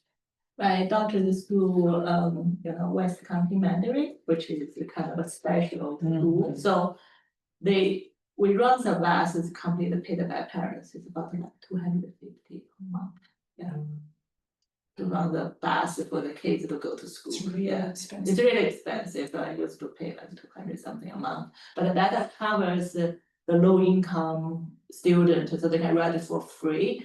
But it's really expensive, but it's completely parents funded, PTA funded, they include the field trip for any of those buses, completely PTA funded. Since the district district is broken, so they don't have budget for any of those things. And it is district by district, it's local control whether or not you can drive them in personal cars. Martinez, when my grandson, we get something saying where he was, I don't know. I was gonna ask you, you had kids that went to the school district. I have a daughter who was raised in Concord, and I have a grandson, a 10-year-old grandson, so, yeah. Any other, I'm sorry, no, not my job. Any questions? Carolyn? Yeah. Can you do your ice thing and? I don't have a nice thing, but I can tell you what we've done and what all the districts have been Your doing. English learners basically are your, some of your undocumented immigrants. Or what Schools, does that mean? schools do not track documentation. We do not track documentation. Okay. So all students can come to school. And we do not track it that way. Nobody can ask us either. If somebody asks who are undocumented, Okay. we do not track it. None of the schools track it. So we do know that we have undocumented students throughout the county, and there was quite a concern in different communities. And so we brought the public to stand together. Contra Costa came and went out and did trainings in all the schools. All the schools did know your rights trainings for the students. Okay. We hand out the cards all the time. We meet with parents. We did it in the school districts. What they did was do them. At first they were doing like these public events, and we realized, no, that's not what they did. So do it as a school event, because that's private, you can't, not everybody can come into a school. Right? It's an invitation only, and so, a lot of training, a lot of support, a lot of reassurance that we, it's hard to give a bunch of reassurance when we can't be completely reassured, but we know that every school district, and I know every single superintendent is, trying to make sure that it's as safe as possible, and they would not participate with ICE, and they would do anything to protect their students. And to make sure. Is ICE allowed to go into a school to take kids? So ICE is allowed just like anywhere else, so the federal administration put out an executive order to rescind what was the case. It was the case that they were not allowed to come on to schools. Right. Just like churches, right? And now they can, but we've all been trained that they can come into the public area. They haven't so far, just so you know. So now they have they have to have the proper warrant. And then there's a whole process that has to, but they can't. There is an assembly bill, I won't be able to name it because I'm not good at naming assembly bills. trying to, in California, to make it so they can't, but it will be that same kind of that question that you had before, where, well, is it the feds? You know, will we be able to enforce something that the feds do not enforce? Any other questions? Anyone on Zoom with any questions? Thank you so much. Thank you very much. Very informative. Thank you so Very much. good. Okay, we're going to item 5, discussion item, and you've got the handouts that are on the table over here. This is about banner, East Richmond Heights. Who would like to lead this? Laura? Hi, I'm trying to go to another location that's a little quieter. So what I can say is I've included on that handout, there's 5 different choices for the banner. That is the size that's been determined because the size of the map, unless we have it a lot smaller, that's sort of playing with the ratio of height to length. And then on the other side, on side 2, there's just a few different things that we can have 2 taglines, and you can mix and match. These are not final if there's any other ideas, but we can workshop them. But if you give me about 3 minutes or 2 minutes, I'll be someplace that's a lot quieter and I can actually go forward. But it's pretty self-explanatory. So I can hear you if you have any comments about any of this, and things can be changed, but this is the color of the county, the map. It took like a really long time to get the map, but it's what we needed. It's a vector. And that's what I have to say about that so far. Laura? Yeah. I don't think it's necessary for us to have the little arrow that directs you over to the code. I noticed some of them on the left don't have that, but 2 of them, the ones with the nice green background, I like the green. Yeah. I think we can get rid of the arrow. We can totally get rid of the arrow. The arrow is probably just my designers. Rid of the arrow because I want to kind of add some more words in that green section, like community or unity or one of those. Yeah, we can totally get rid of the arrow. There's no meaning for the Lara, so I saw all those drawing. I know the first one I did it. It was the base over the banner. And I kind of like the map in it because in this one, they just kind of a clear difference between the residential area and also the open area. So I wonder what's the reason that map will get changed into a kind of a plain green everywhere. So I wonder if we can keep the first map that people can see the difference between the residential and the open area. And the second thing is, I think I like those one, the East Richmond Heights is a little more readable. I think so I think this is probably when people look at it. And then, I mean, map is important, but I just feel like some of the map is too much. Then people just like, what is a map? Because you talk to people, a lot of them, they probably don't even know what's that, but they're probably more interested in, you know, the name of the community there than just the map be the one like you say, like the first glance. That's all. Yeah, well, what I want to say about the map is something that the county provided. So that's a Ronnie question more than it's a Farah question. So I don't know why we have a map, but that's what Ronnie got from, he'll tell you who he got that from, and maybe we can find out about getting the original map, but the original map was not a vector. It was just a graphic. So Ronnie, do you know why there's a difference? But because Ronnie gave me a graphic one, so I used that for the original. But that graphic was not a vector. It was probably like it was something else that can't be made larger. And if we do a banner, we need to have something that can be changed in size. So what the vector can be recolored, so the open space can look a little different.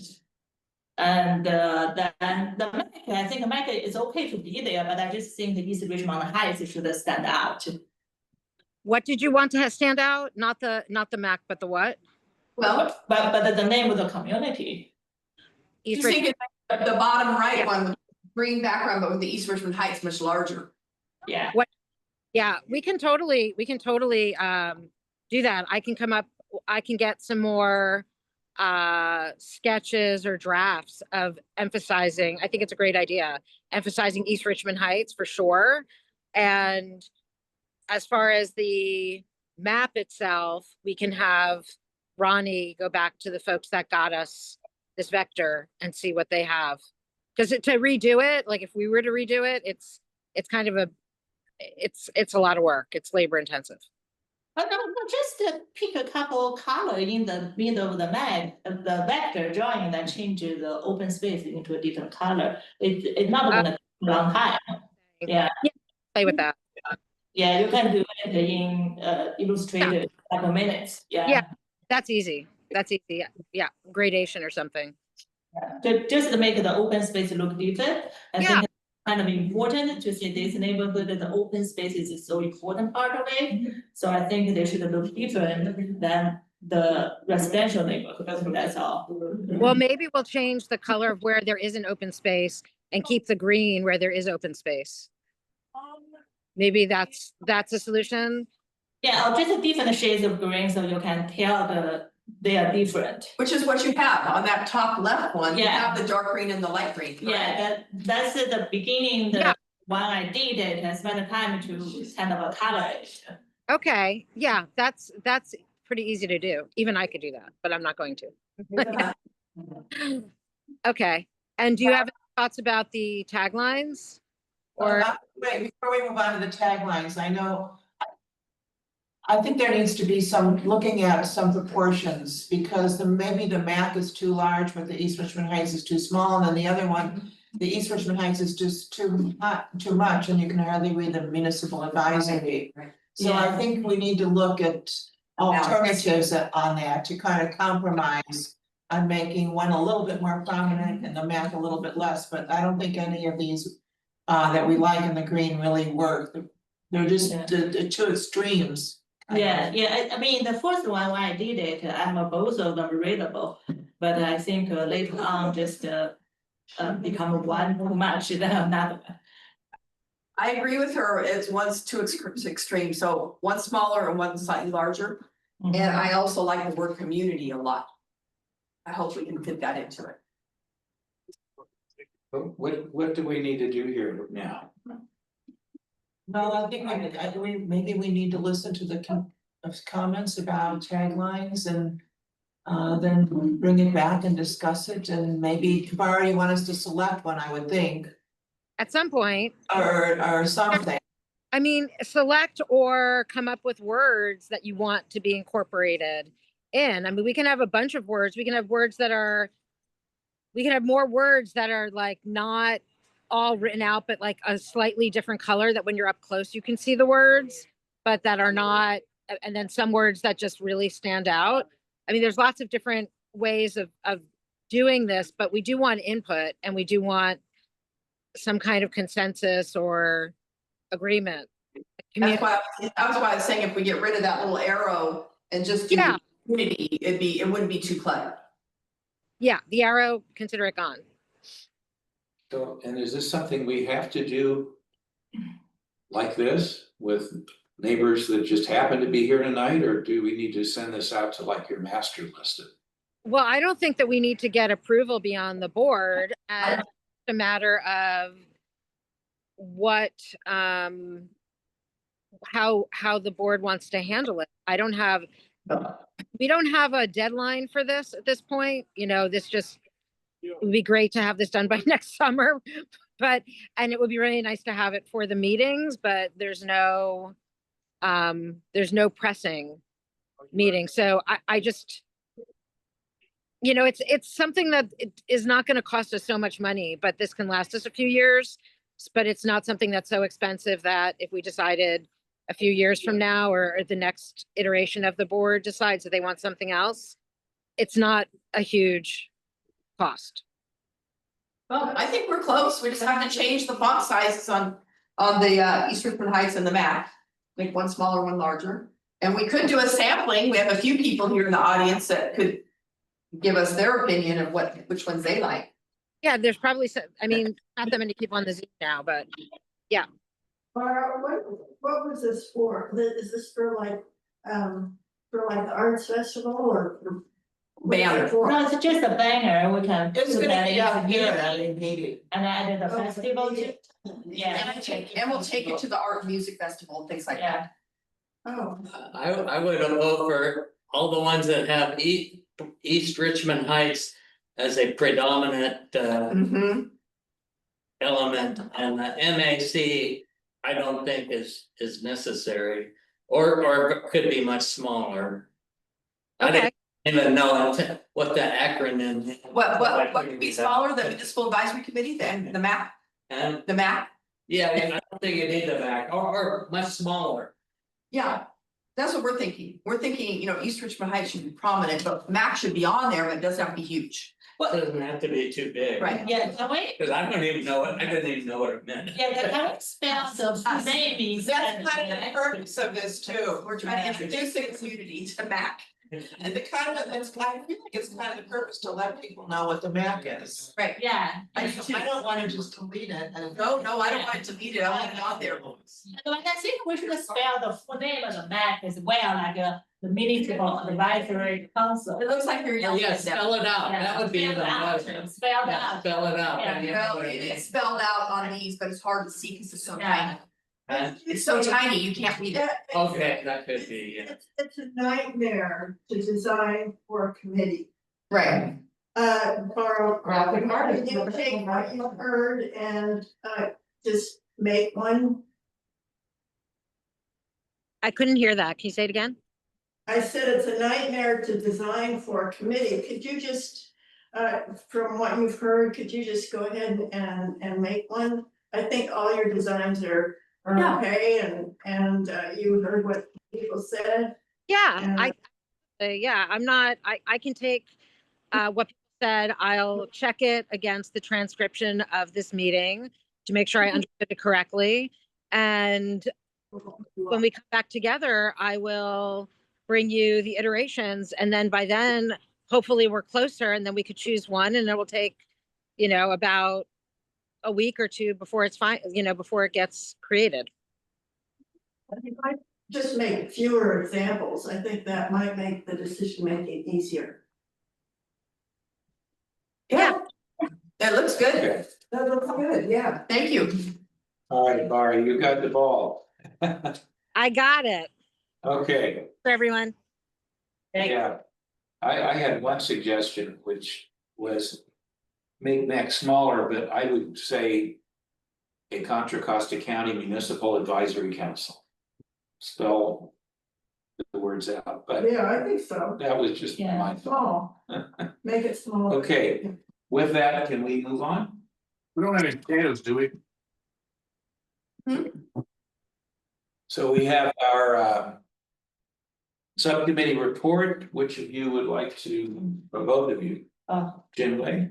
I can do it, 1 second. Okay. Oh, awesome. So we just had our I think land use subcommittee meeting. I believe it was on August 26th. And so we reviewed the project CDVR 25-01031. The address is 6603 Kensington Avenue. So the proposal is rebuild the deck, but they need a variation for that. So we reviewed the proposal based on, have a deck and it's kind of the characteristic of the neighborhood, and all his neighbors had them. So we kind of approved the variation for this project, 6603 Kensington Avenue. So that's the apple. Okay, And didn't you have another one too? No, there's only one. We had another one, but they did not submit, they were gonna go back and redesign and come Yeah. back. They would draw Right, that. and that's for the house owned by the Guyuto Foundation. The other one, let me see where that was. That was at 1509 Elm Avenue. Right. They did not present, it was withdrawn, isn't that Okay. correct, Ryan? Yeah, They yeah, withdrew the application, I yeah. don't know what they're Okay. doing, but they'll come They back. put a lot of work in. I took the time to read it. That's okay. They weren't So they there. want to come back. Okay. Yeah. Is the other one that visible from the street, the other deck that you just talked about It's from, yes, it's not on Kensington, it's around the corner from Yeah, Kensington. yeah, on Arlington? No, no, Oh, it's, It's yeah, oh, okay, yeah, I know where it is. yeah, and it's on the side street there. Okay, I know exactly where it is. okay. Anything else on that? Okay, we'll go to item 7, our historical presentation. Fran. Right there, you can get slides up.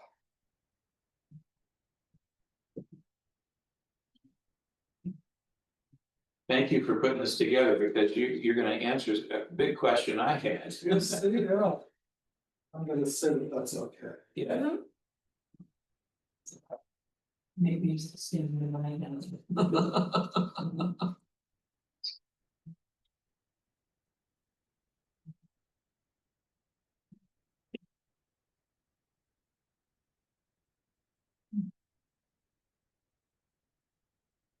Thanks to everyone for coming this evening. Yeah, we've got this as a PDF, so we'll see if it lines up. I think there's an introductory page.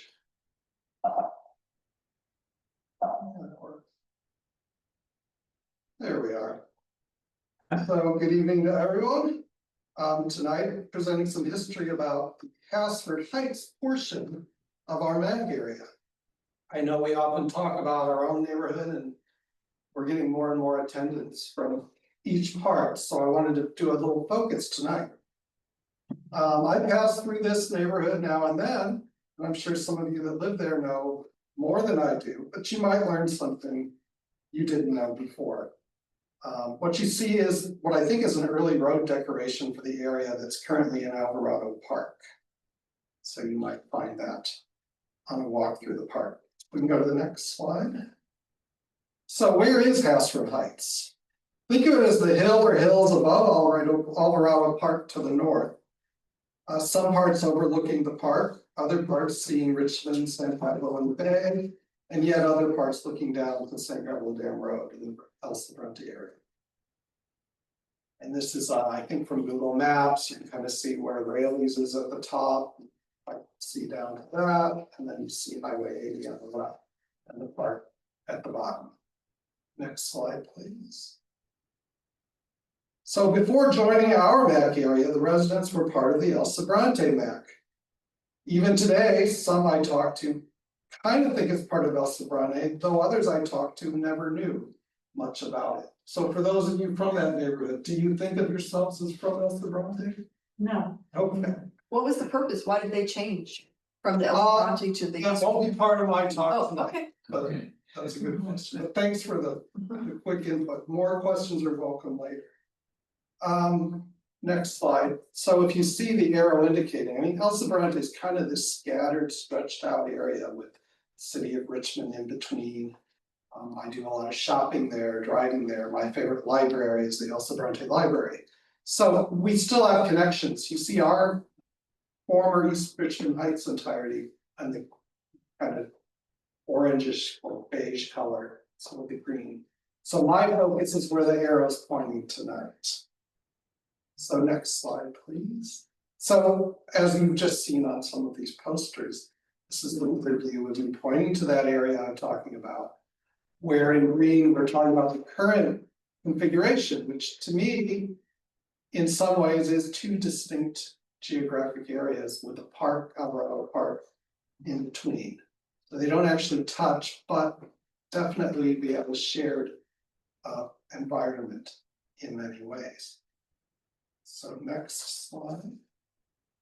Now, starting this talk now, I skipped a lot. I skipped thousands of years of Native American history in West Contra Costa. We could have entire talks about all the evidence and history there. And then the 1800s, there was an influx of settlers from outside and the establishment of Rancho San Pablo, as if some royal person had permission to give things away. Well, here we have a general map showing the San Pablo Rancho, which covers Richmond, El Cerrito, and sort of on the right line would be where we are, with Wildcat Canyon and so on. And then you have the entire El Sobrante above. And then to the south would be Berkeley and Oakland, which is their own county and rancho. Did you happen to read which Indians lived in this area? Mainly, I think it's the Huchian, but yeah, there's. Like, I would have to look back, yeah, but a lot of similarities, some similarities as you go south in the county as well, but so I'd say overlap but distinct as well. Now, over time, the Castro family, they were involved in long and complicated legal disputes over ownership and property transfers, and court cases hung up ownership for years until settlements were made. And finally, we were able to get some legal owners of almost every square inch. You'd have all these, like, from the tiny plots to huge areas. We go to the next slide. And here is where Tewksbury is an important name in Richmond history. Refers to Dr. Jacob Tewksbury, a medical doctor who owned much of today's city of Richmond in many ways. What I read is he came as a doctor, he was born in Maine and trained there, then goes to Argentina, and then comes to California for the gold rush. And the Castro family supposedly hired him to come care for one of the elders. But then he takes advantage of the situation, for better or worse, to get a lot of land. He gets much of Point Richmond. He buys a lot of the marshlands and actually turns it into land that can be developed. And Wildcat Canyon. And if you see this map, let's see, make sure I have it right, 1894. You should be able to see San Pablo Station, kind of the line. To the left of that is San Pablo Avenue. I know it can be hard to see here in the room. But to the right of San Pablo Avenue, you're going to see this Emily S. Tewksbury. That's his wife, who, when he died, she became still the owner. And it's like 1,300 acres just around Wildcat Canyon and Wildcat Creek, which would include on the where Emily is, I think more or less that's East Richmond Heights part. And up above would be Asford Heights. There's kind of a dotted line showing the old railroad. You could take a railroad from Emeryville to Orinda, going all the way around El Sobrante to get there. But that's ranch land. It's not developed because they just aren't going to do it. And another long story is the old sanitarium was part of that family's estate before it was a sanitarium. They built a large mansion, grounds and everything else. So on the next slide. Okay, the Richmond Plunge. No, Plunge at Point Richmond. This is kind of in off Park and McBride, and it's just foundations. There's nothing left today. I think John might tell us that story. I've hiked around the camp. Right. If we can go to another slide, here's just another map. This is a little clearer. Many kudos to the Contra Costa County Library System and their online maps. You can find tons of great stuff there. I want to give them credit. And you have different names of owners. You see all these little boxes and lines and plots, tiny things, but then Tewksbury, they just dominated. Do you get much from the Richmond Museum also, or mostly from Also, libraries? not for this talk, but they're another great resource. Okay. It says Emily, so is that the doctor? It's his wife. It's his wife, but. And oftentimes the owners would put it in the wife's name, Okay, but she outlasted him, so to speak. But eventually sold off properties over a year. So if we can go to the next slide. But by 1906, change did come. And this article from the San Francisco Call talks about a deal closed for the Tewksbury Ranch, which is talking about the area bordering Wildcat Creek, what I just showed you on the previous map. So the syndicate purchased it for the Richmond water system. The bigger story is there wasn't a ton of water to get from Wildcat Creek. But they also would expand to get San Pablo Creek, and we get the dam we know today, and so on. They were kind of the precursor to all of that. But another thing the syndicate did, I think it was Borax Smith and all these industrialists, they did a lot of real estate development too. And that might have been on their minds even at that early date. But at that time, purchased for the purposes of water, and there's a long history of the East Bay Park starting as a water district area. We could go to the next. So just a little more indication of what we're looking at. This is a map I found at the El Sobrante Library. And this is a 1966 study by the El Sobrante Chamber of Commerce. They have it in their archive. But you see kind of the Hassford area on the top. And then East Richmond Heights, you can make out the lines from the maps we just saw. Number 5, the annexation number 5, where the city of Richmond bought the Alvarado Park property. They took that on as city of Richmond, but they didn't take on those shaded areas. That's why we're unincorporated still today. But you see these little marks, there's little parts, even in Hassford Heights, like in 1963, and then some parts in 1964 and 60 and in the lower area. Those are these little tiny pockets where it is city of Richmond. You kind of often hear about these. Well, I'm on this side of the streets county and this. That's why they're so strange, because they don't know where they live. It's sort of that. There's always been a debate about, do you become part of a city or not? Do you want to become a city or not? What does the city want you or not? So even in the last few years, I think North Richmond had a chance to become part of the city of Richmond, but in the end, I don't think the support was there, or the votes just didn't happen. So that's not to say we would never be Richmond.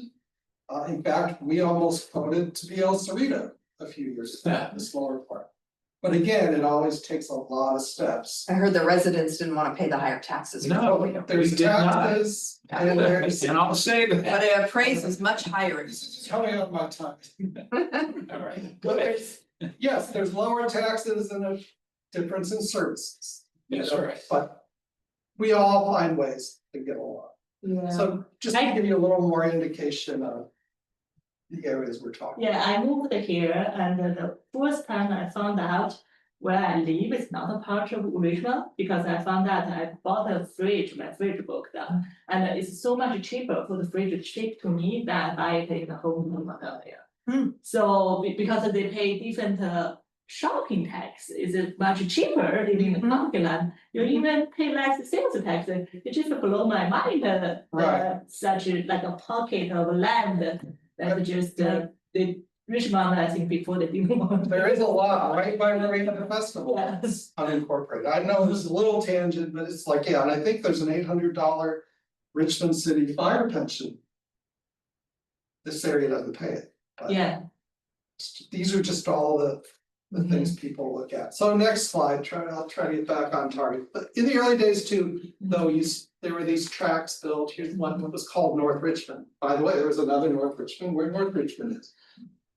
Kind of duplicated, but I like this graphic just to show, here's kind of the roads in Hassford Heights that later were extended, but also you can see Alvarado Park where it was called Grand Canyon. They got their rink, their pavilion, their hotel, their baseball field design. So yeah, just different time, different landscape. And this would be in the early teens of the 20th century. I go to the next slide.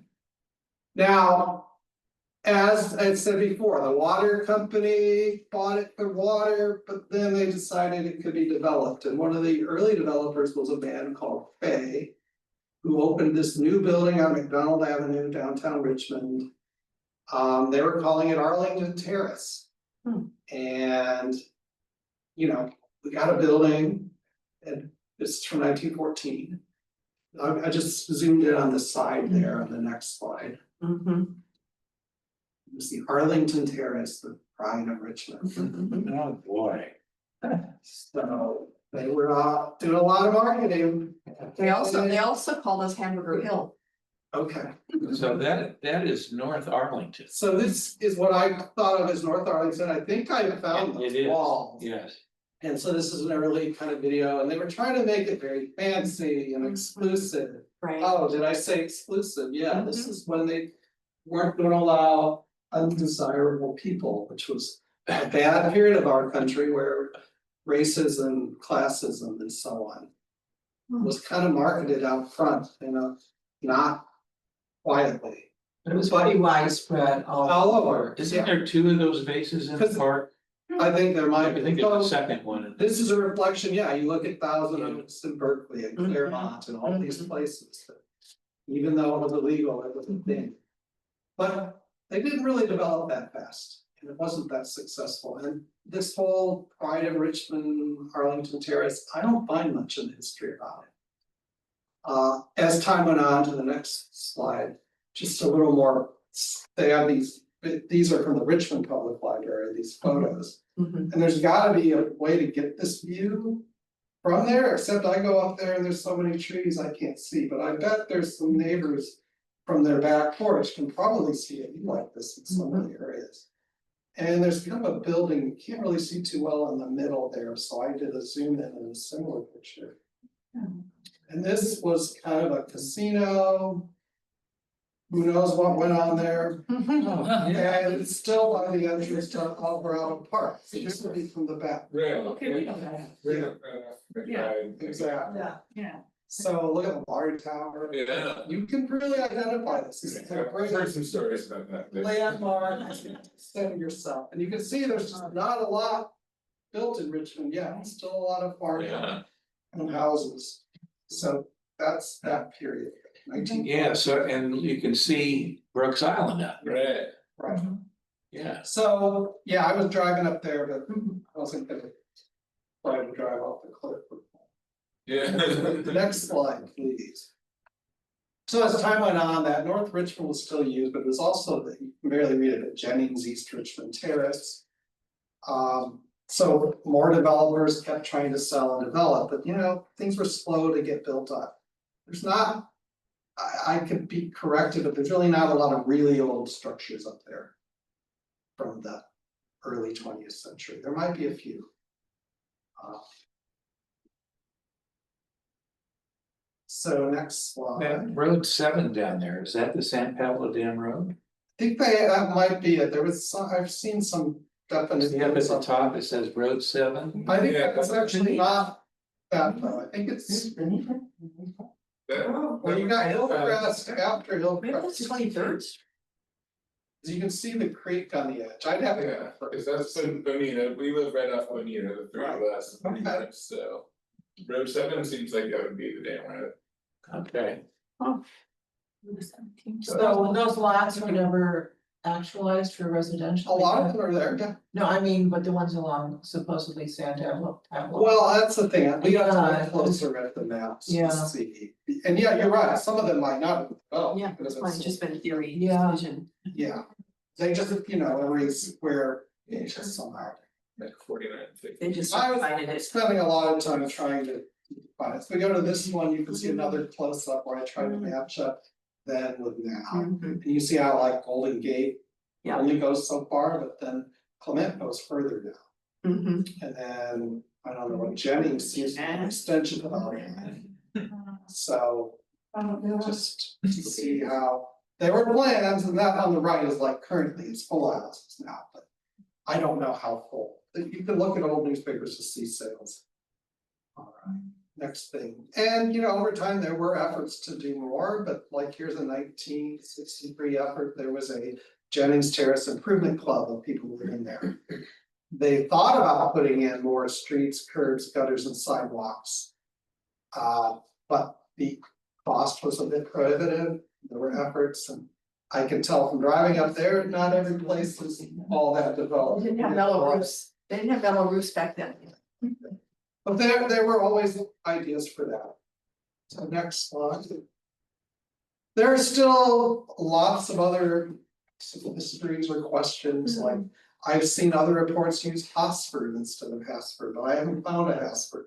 But I was talking to people at the El Sobrante Historical Society, you should visit them by the library. We did. Yeah, they think maybe there was a contractor mid-century last 20th century that did a lot of the building there, it's possible, but like genealogy, I've tried to find things like that, have not had a ton of luck. The other thing is China Hill, some Bar, I think, heard about that, and it does turn out, if you look at Don Baston's El Sobrante Images of American book, it talks about a Chinese or Chinese American owned vegetable or fruit stand that was on the dam road at the bottom, and they often refer to the hill, sometimes using language I won't use today, but it was just a reference to someone there, but that's part of that. And back to the old El Sobrante thing, I don't know, I think, when I think El Sobrante, I'm thinking down past toward the dam, but this is still in a census area, so it's kind of like an area that Look at has a lot of, Hillcrest is all El Sobrante. a lot of definitions, but Hasford Heights, maybe you love the name, or maybe another name appeals, and just like, I don't think I would automatically say you must be called East Richmond Heights, like, there might be another name, Tewksbury Hill. Question, I remember a lot of realtors use a name like Richmond Vista or like what the name is Mira Vista came There's from. a few names, yeah. Yeah, so like Richmond Hill, Richmond Vista, like Mira Vista, so there were a lot of all kind of name used. But it's worth knowing more about. If I just go to the next slide to talk about sources of several places. So did you not think Mr. Hasford? I have not. Earth Sciences Library at UC Berkeley, these are online, by the way, very good.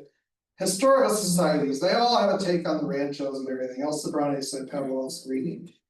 The Richmond Public Library has a great historic photo collection. The library system and the county itself, has these maps that we're using.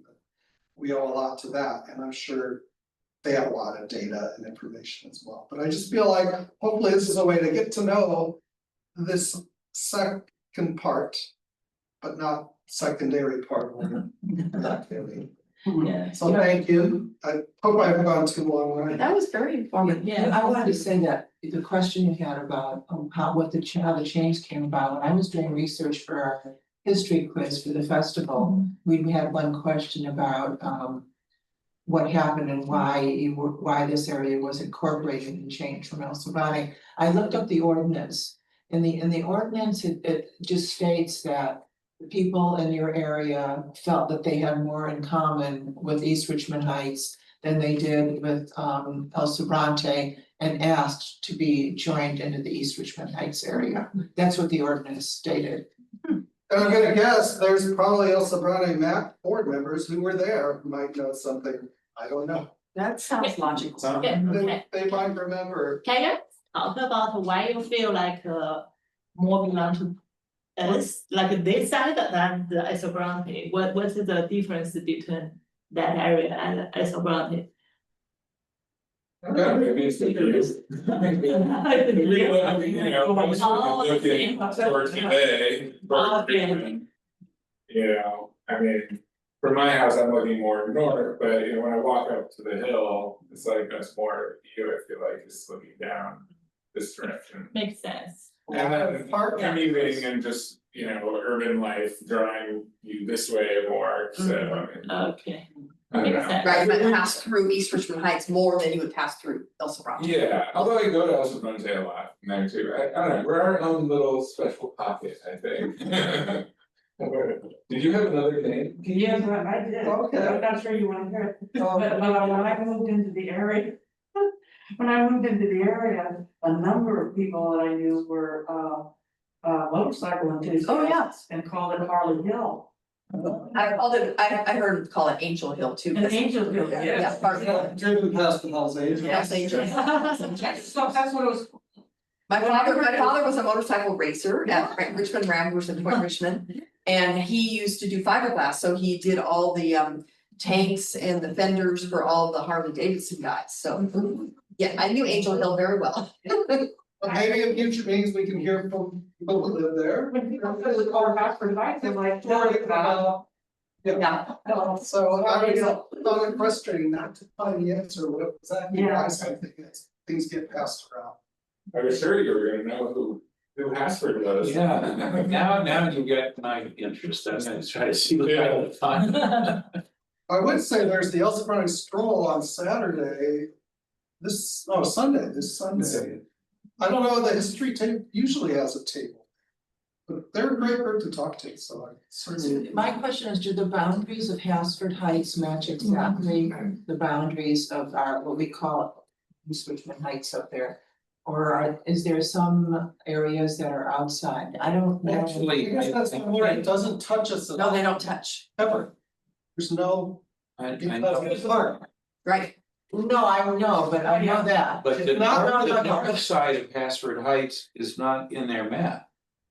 Not in this map. Like everything below Hillcrest, I think, isn't that the line? There's some differentiation. There's streets and there, the but it's not, boundaries. yeah. Yeah, I don't think Hillcrest it's is also in Bronte. between. I mean, if you drew the boundaries of Hasford Heights and you drew the boundaries of what we call this northern section of East Richmond Heights, and they're the same scale and put them over each other, would they exactly overlap, or would there be some parts that, is that the question you had too? Yeah, well, and, But the company should have a GIS map to. To do that. To do that. Yeah. there was a time, Yeah. Gonna be a period, huh? Yeah. there was a time of a lot of building up there, which is up there on Bonita, the upper highest part, which then had the mudslides. Way back when I was a teenager, the houses were coming down, Right. cracking, and the streets were buckling. And I was wondering if that time was called Hasford Heights. Yeah, it's worth exploring. But And you can find the boundaries, the exact boundaries. That's what housing for what is about to see. It's living where because of how they're taxed. Yeah. Yeah. And there's like the census has the maps, but the census still has them in Elsa Browning. Oh, okay. Oh, So the other future project will be, well, how many people live in your area? But yeah, I could go on and on, but that's it. I hope you enjoy it. Thank you. Hey, can I just say one thing real quick? Yeah. Hi. So Joanne, was that were you saying that you looked up the ordinance of Hasford joining with this MAC? Yes. Yes. So that was actually, I was involved with that, and that was before I was part of this MAC at all. And there was a group of us who were looking, it comes full circle, into the view ordinance. And so when we spoke with Supervisor Joya, he recommended that we join this MAC because being in the hills, we had a lot more similarity with East Richmond Heights than we did with Elsa Bronte. There was just different issues. And so that's really recent. And that's exactly what it says in the ordinance. Yeah, I was involved. Specifics, it just said in general that your issues were more in alignment with this area. Exactly. It was me and a couple of people on my block that did that. yeah. Ronnie, you got a weird thing on there. So they said we're speaking Persian. Yes. Okay. Thanks, glad we did All right. get you online. That was amazing. Actually, friend, I'm going to, once we have that, I'm gonna get, I have someone doing work for me. I want to get, if it's possible, Ronnie, or I'll just say when that you spoke about this to put through our listserv, because they're not all here to see it. And it's so interesting. And it was awesome. Thank you. Okay, all right. Let's move on. We've got still item 8, agenda items or speakers for upcoming meetings. Anybody have anything you want to suggest? Well, we had talked about John Joya coming on the 15th. We talked about ICE, about somebody talking to us about them. Well, no, I know that, but other speakers. Yeah. Or agenda. I wasn't joking when I said we should probably have an immigration attorney talk to us about ICE because it is a big issue. I think what it is that it penetrates. It's beginning to, and it will continue to penetrate everything, you know, and by not talking about it, it's not including it in the web of our conversation about our neighborhoods here.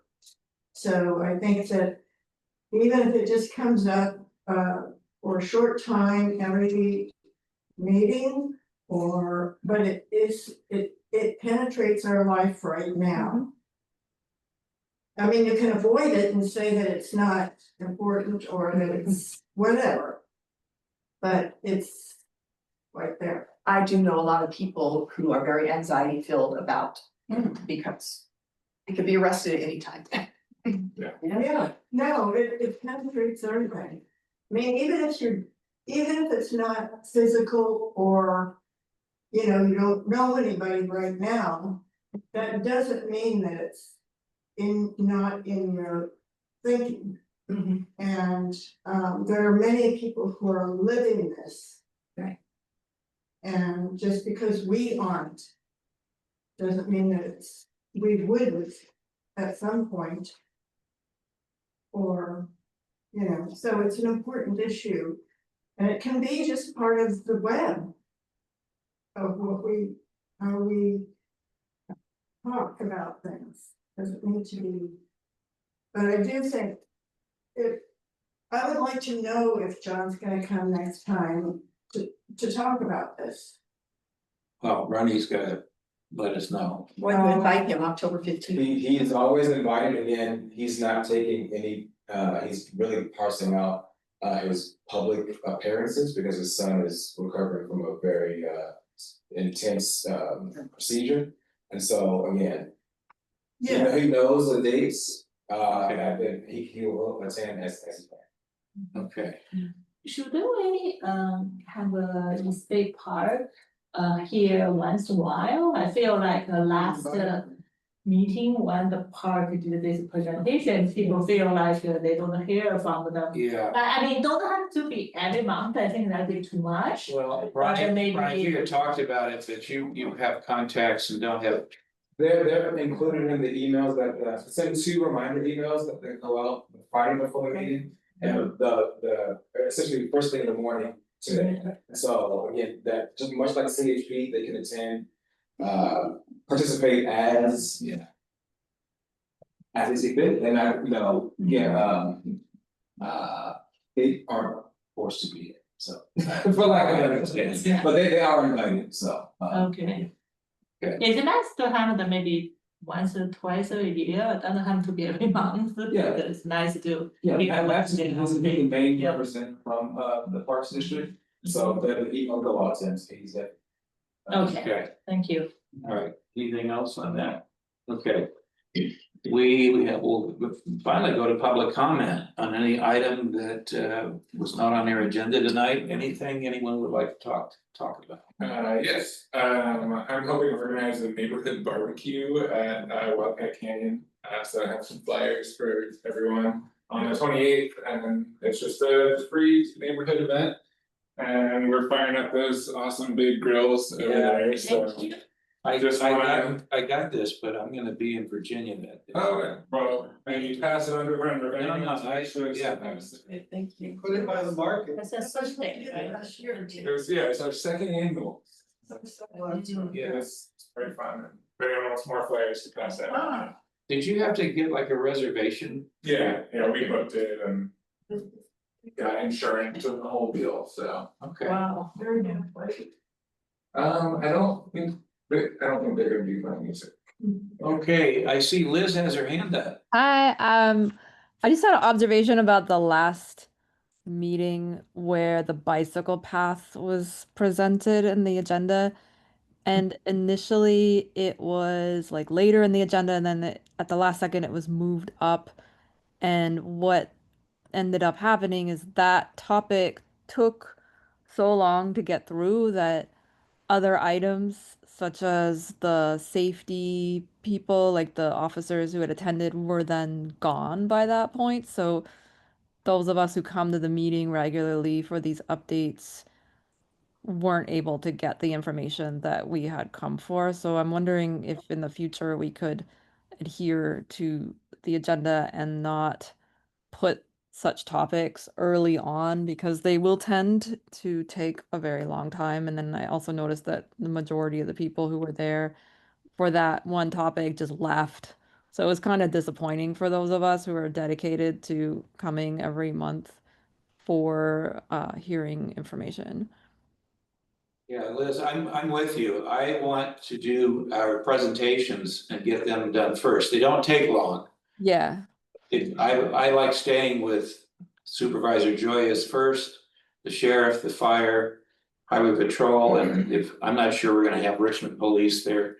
We keep them on here right now because of the area in Haskford Heights that they patrol, but you know, they really have nothing to do with East Richmond Heights, so. But I move things around on this agenda because I wanna get, that's what's established and get that done and out of the way too.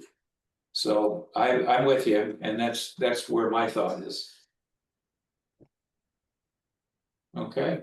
I could do public comment. I would just underscore, yeah, maybe sometimes even these short presentations by the safety end up taking a while too, and I know people are impatient, but I did also feel bad when we lost, I think, the sheriff's office. I know. It's a balance, and I always, again, I've suggested to people, other meetings have public comment at first, but again, that might be asking. That could be a delay. That's a common thing at many cities, Gamble, but yeah. it's not a rule. It's. Well, we can limit how much time each person talks. Yeah, absolutely, I would Yeah. kind of say that, and we could also encourage people that have the same comments to just give their time to, if it's 2 minutes each and 10 people when I thought about We it. try to keep it to 2 minutes. Yeah, maybe you can, but most public meetings have timers, so Yeah. at least you're And I can some kind of a warning. Yeah. The Berkeley City Council, it can take Yeah. a long time. So, My other issue though was, I did ask around, I noticed that Felix and Bernhard, near where I live, they were gonna take crosswalk out. Oh, yes. I at least appreciated that Public Works had a poster and a phone number to call. And the planner did call me back. I got a little better understanding. I still have concerns about, you know, we talk about the Arlington. Bernhard has some traffic too sometimes. I've been Yeah. passed a few times going the speed limit. So I am concerned if they take it out, but one of the neighbors I was asking was saying they were worried about these crosswalks have this new law about called daylighting. Where you have to leave 20 feet in front of a crosswalk with no parking. And I did a little research, from my understanding of the law, it applies to intersections with or without crosswalks. I think it's a real can of worms, we might find out. And I can see we're applying this law throughout California, from the busiest city streets to the quietest neighborhoods, so it's kind of a balancing, I mean. You wanna really park in front of your house, and I think some of these laws weren't intended, but this is a possible outcome. On the other hand, on Arlington, when people are speeding and there's a car parked on the Arlington or a truck. And you wanna make a turn, it's real, I really feel it, that cars are coming so fast. There's not enough time. Or vision with that car parked at that 20 feet. I wanna be clear, a crosswalk's not a magic force field that protect, you know, a car's coming. But like where we live, you can usually see hundreds of yards each way to see. So it's a difficult position, yeah. but I just feel like this is kind of a situation where, as I started looking further into it. It's some things you can locally fix, some things our supervisor can fix, but other things it's gonna be the assembly or senate. Or federal, it's gonna be out of control locally, so. I don't know where we're gonna end up with this, because I've talked to neighbors on both sides of the issue, but I think we could all use more of that, listening. To both sides of an issue. I would just suggest when we do the agenda, is possible to have a kind of a proposed period for each subject. So we can control like how long this meeting will go. Well, we say 10 minutes, we'd like them to be limited to 10 minutes. Now, on the big topics, which we've had to the fire break and then this, Yeah. the bike trail.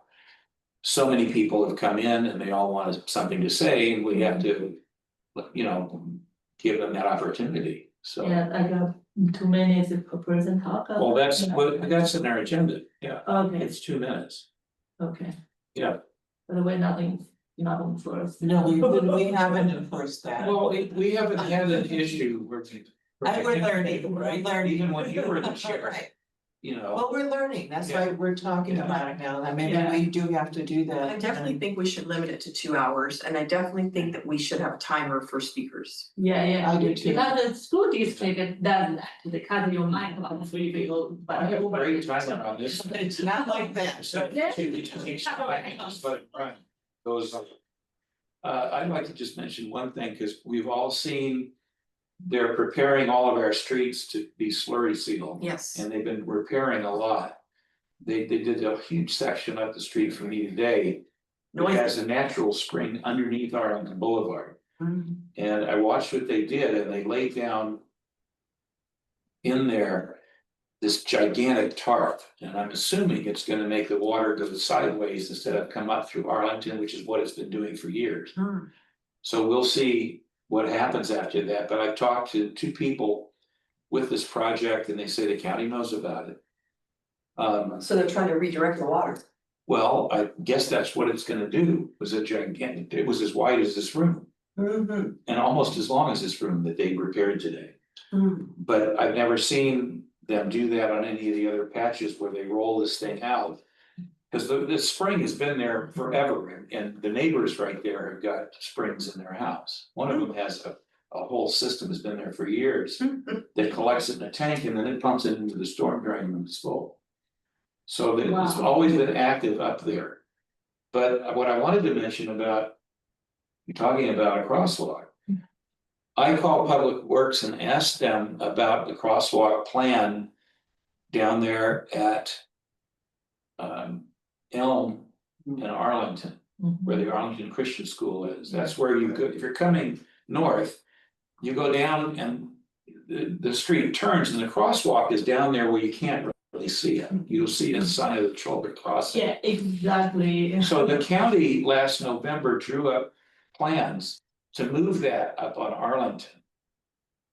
And I started thinking, after they slurry seal, are they gonna put it in the new place? And I got a voicemail back from Public Works that said, no. That's a project that's going to be done at some point, but they have to make the sidewalk robust and ADA. Before they can do that, so they're going to paint the crosswalk exactly where it shouldn't be. It's what they decided, and so I've just let it go, but. You would think that when they're going to repave a street like Arlington. That they would fix that at the same time, they already have the blueprints and everything. It sounds like they don't have the funding to do it as part of this whole project, so. It's just one more little piece about. They should have put some thought into it, because now they're gonna have to break it all up again. The question is, if they, like, Arlington's being a problem over people speeding, is that possible to have a speed bump there, or that's just become something impossible? That would be. I don't know. We've talked about. Then there's gonna be noise issues too, and people bottoming out on the speed bump and things like that. Well, they don't stop for the red light at Mayor Vista School. They don't do that. They fly through it anyway. So. Yeah, so exactly like the crosswalk, you gotta to put something, because they're talking about the kind of the radio or red, I'm not quite sure if they're gonna get a ticket for people. I don't think when they have an equipment ready, but I thought the speed bump will be the one just to solve this problem. I'm excited to have new roads, however, that was very noisy today. I said to my husband, what's going on out there? I thought they were done with our road. He said, that's on the Arlington. So I made him close all the skylights because I was hearing all the noise all day. Yeah. Anything else on public discussion? Anybody? Did you do your thing? Yes. Okay, well, thank you all very much. We'll see you third Wednesday in October.